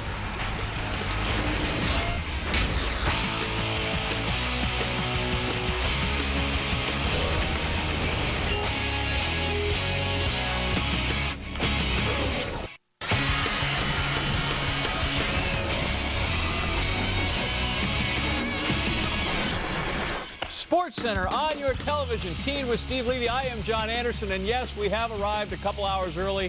It's okay. No hardship for us. We'll get through it. After 6 months off, Game 7 of the ALCS, well, sort of, is coming up. But first, 0 is really good if it's in the loss column. John, we made an awful big deal about the Carolina men winning every game in their tournament by double digits. So what are we to say about the Connecticut women who've won every game all season by an average of more than 30 points, including twice against Louisville? So if 3 is a charm, it's also a national championship. Back to St. Louis and Trey Wingo. Well, it is indeed party time for the UConn Lady Huskies in the show-me state of Missouri. They showed us, yes, you can run through an entire season and have no one come closer than 10 points in all 39 games. They run the table, much like the 1995 UConn team that beat Tennessee in the national championship game to go 35-0 and win their first national championship. But in 2002, Gino Auriemma and his Huskies did that one better. Actually, they did it 4 better. They went 39-0 that season, beating Oklahoma by 12 to win their 3rd national championship, and now they have done it again. One of 5 unbeaten teams in women's college basketball history. Welcome into St. Louis. So glad you are here with us. Trey Wingo, Carol Lawson, and the coach, Carolyn Peck. A 6th national championship for UConn, a 3rd unbeaten season for Gino Auriemma in his coaching career. Before we get to how it happened, what does this team bring to that table of discussion about the greatest teams of all time? Well, they're in the discussion by virtue of them finishing the season undefeated. I don't think this is the best team ever, but I think this year's UConn team was the most dominant team in women's college basketball history. The way they dominated their opponents, this is a team that for the entire season, there was a gulf that existed between them and the rest of the field. And every game, another team tried to claw into that size of that gulf, and they weren't able to. A dominant performance again tonight for the Huskies. Well, I think the domination started because they've got a terrific point guard, a great leader in Renee Montgomery. And she has earned that position and gotten the rest of the team to follow her. They also have the best player in the country in Maya Moore. Hey, they're a man down. Caroline Doty went down with an ACL injury, but Tiffany Hayes stepped up. And not enough can be said about Tina Charles answering the call. Hey, Gino Auriemma said last year we don't have an inside game. This year she can say, oh, yes, you do. Oh, they do. In fact, she's the most outstanding player of the Final Four, as UConn has got one for the other thumb now with their 6th national championship. Let's show you how they did it against a game team from Louisville who was trying to beat a 3rd #1 seed in this tournament. Now, before the game, Louisville head coach Jeff Walsh joking about UConn's weakness, saying, I think I saw their manager drop a bottle of water. That's the scary thing about them meeting UConn. They've got 3 of the top 10 players in the country. And early in the game, a chink in the Lady Huskies' armor was Angel McCautry. Hits the tough shot, game tied at 13. She actually hit a 3 to start things off. UConn was actually behind, but then they turned it up inside to Tina Charles. Well, Maya Moore and Renee Montgomery did not shoot the ball well offensively. It was Tina Charles that carried the UConn offense tonight. Well, especially in the first half when Renee and Maya looked like they were a little uptight. And eventually, you know, they'd get loose. But if it ain't broke, don't fix it. They kept going in to Tina. 15 points, 12 boards in the first half. Renee Montgomery getting a little loose in her last game as a Husky player. Hits that one. UConn up by 14 at the break. Second half, they started out on fire. They heated up, and that's all they needed. They had Tina Charles down low, and there was no answer. No answer all night long. After going up against so many great post players, she really had her way. And then silently, Maya Moore did it as well. UConn beginning to extend the lead, and then it was just a matter of time. 76-54, the final score. Tina Charles, 25, second only to Diana Taurasi's 28 for the most points in a championship game. Maya Moore with a silent 18-9. Renee Montgomery with 18, and UConn now has 6 national championships. Rebecca Lobo with the coach after the game. Coach, you said coming into this tournament that if Tina Charles played like the best center in America, you would win a national championship. You still wouldn't give her a hug, but what did you think about her performance tonight? Oh, come on. She got a big hug. She got a big hug before the game. I told her that she should get a triple-double today. I said, you know what? You proved the other night in the Stanford game that you're the best center in the country because you did a great job, and now I want you to go out and play like one. And you know what? I'm really happy for her. I know how much this means to her and how far she's come, and I'm just thrilled to death for her. How did you pull it back together? I don't know. We snapped back to reality and realized if we don't play well, we could lose the game. This is a good team that we were playing against in Louisville, and I don't know. I'm just excited. Well, there's plenty of reasons to be excited. Tennessee still leads the way with 8, but with the championship, Connecticut now with 6, Louisiana Tech, Stanford, and USC all have 2. Perhaps the most impressive thing about UConn, all 6 of those national championships have come since 1995. You know, there are a million stats, guys, that we could talk about that would try and explain just how dominant this team is. They become the first women's team to win all their games by double digits, but they only fell behind by 1 possession in 1 game in the second half the entire season. It has been an artistic effort from start to finish. Well, I think that speaks to your leadership, your focus on every possession. And Gino Auriemma has demanded excellence from this team in every practice and in every game. And it's shown through to their point guard in Renee Montgomery, and she demands that from her teammates. And so I think a large part of the credit goes to those 2 because they're really the 2 that spearheaded the charge. Well, everybody has tried different things to stop this Connecticut team. They tried to get Tina Charles into foul trouble. That didn't work. They tried to go a triangle and 2. Hey, freshman Tiffany Hayes knocking down 3s. They tried a transition game to wear Connecticut down. Maybe they had to go to the bench.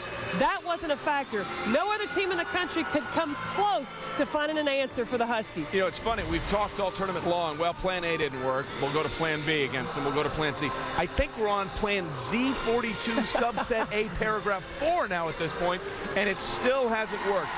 What's the most impressive thing to you about this team? Is it their poise? Is it their defense? Because the offense comes off of all those things. So when you look at this team in total, what's the one thing you're going to remember?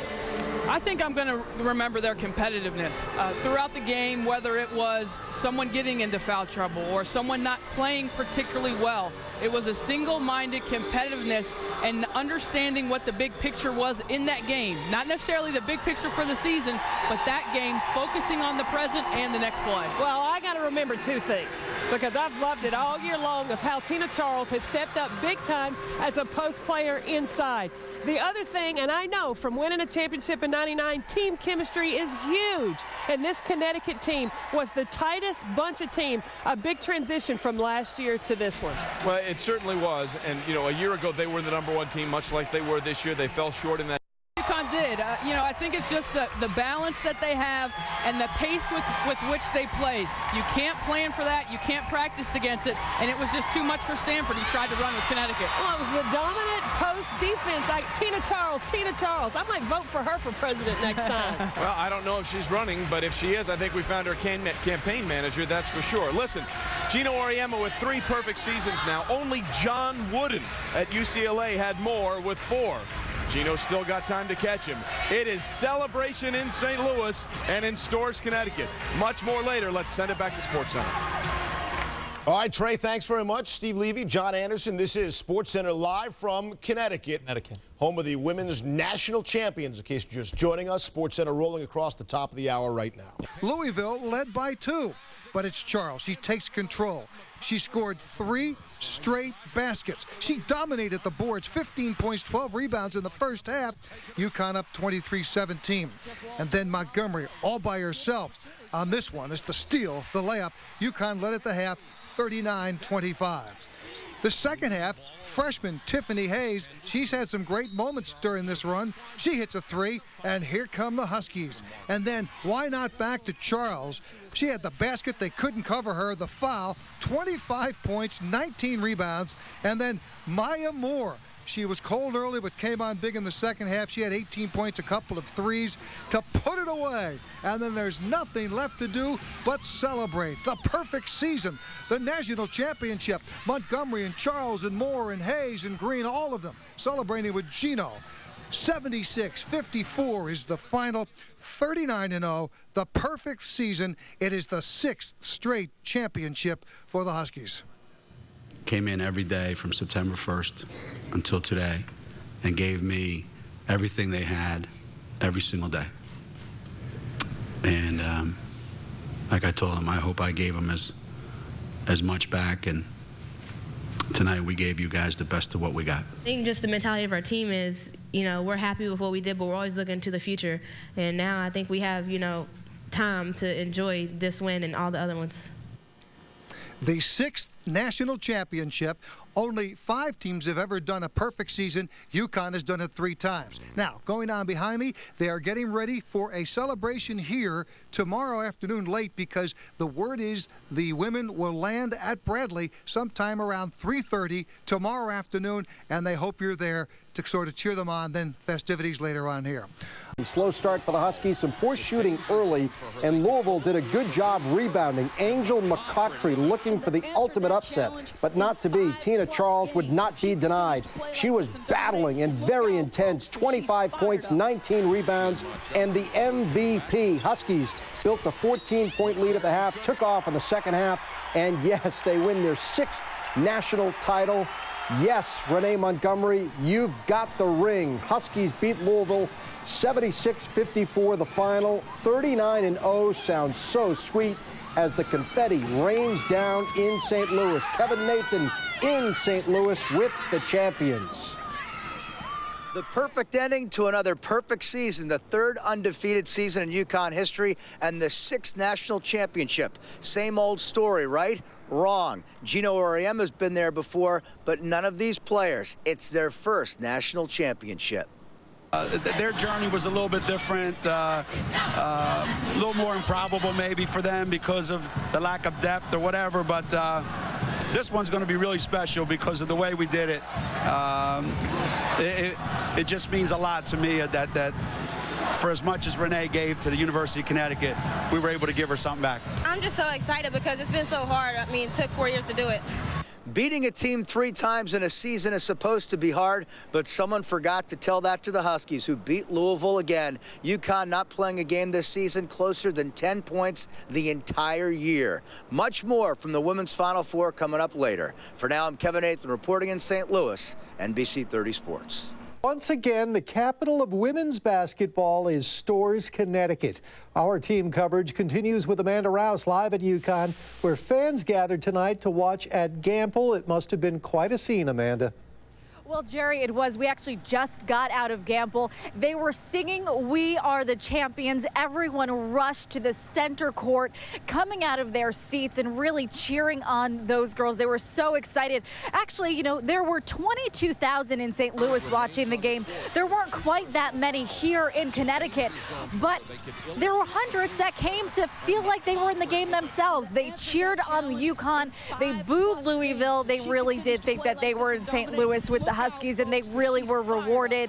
They got to see history in the making, the girls taking on their 6th championship, and everyone was just so excited. Everyone from freshmen to seniors. Actually, some freshmen said they've been waiting all year to see this. Seniors obviously say it's a great way to have that championship before they graduate in May. Live at UConn, Amanda Rouse, NBC 30 News. And UConn has done it again. 39-0 again. And a national championship again. Oh, yes, indeed. Celebration time in Connecticut. The UConn women are perfect, and they are national champions again. 76-54 over Louisville tonight. Renee Montgomery has her long-awaited title.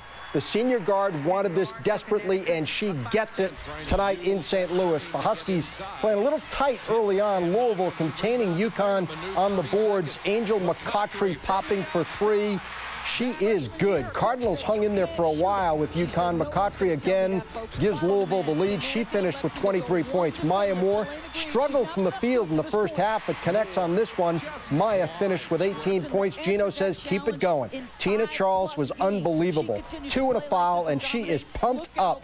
Game high 25 points, 19 rebounds, Final Four MVP. Then Renee Montgomery steals and takes off all the way to the bucket. She finished with 18 points in her final college game. UConn led 39-25 at the half. They kick it into high gear in the second half. Maya Moore to Tina Charles. Then it's Nene for three. You got it. UConn Huskies are national champions. This right here was a great moment between Renee and Gino. 76-54 over Louisville. Second time UConn finishes 39-0. It's their 6th national championship. Kevin Nathan with the champs in St. Louis.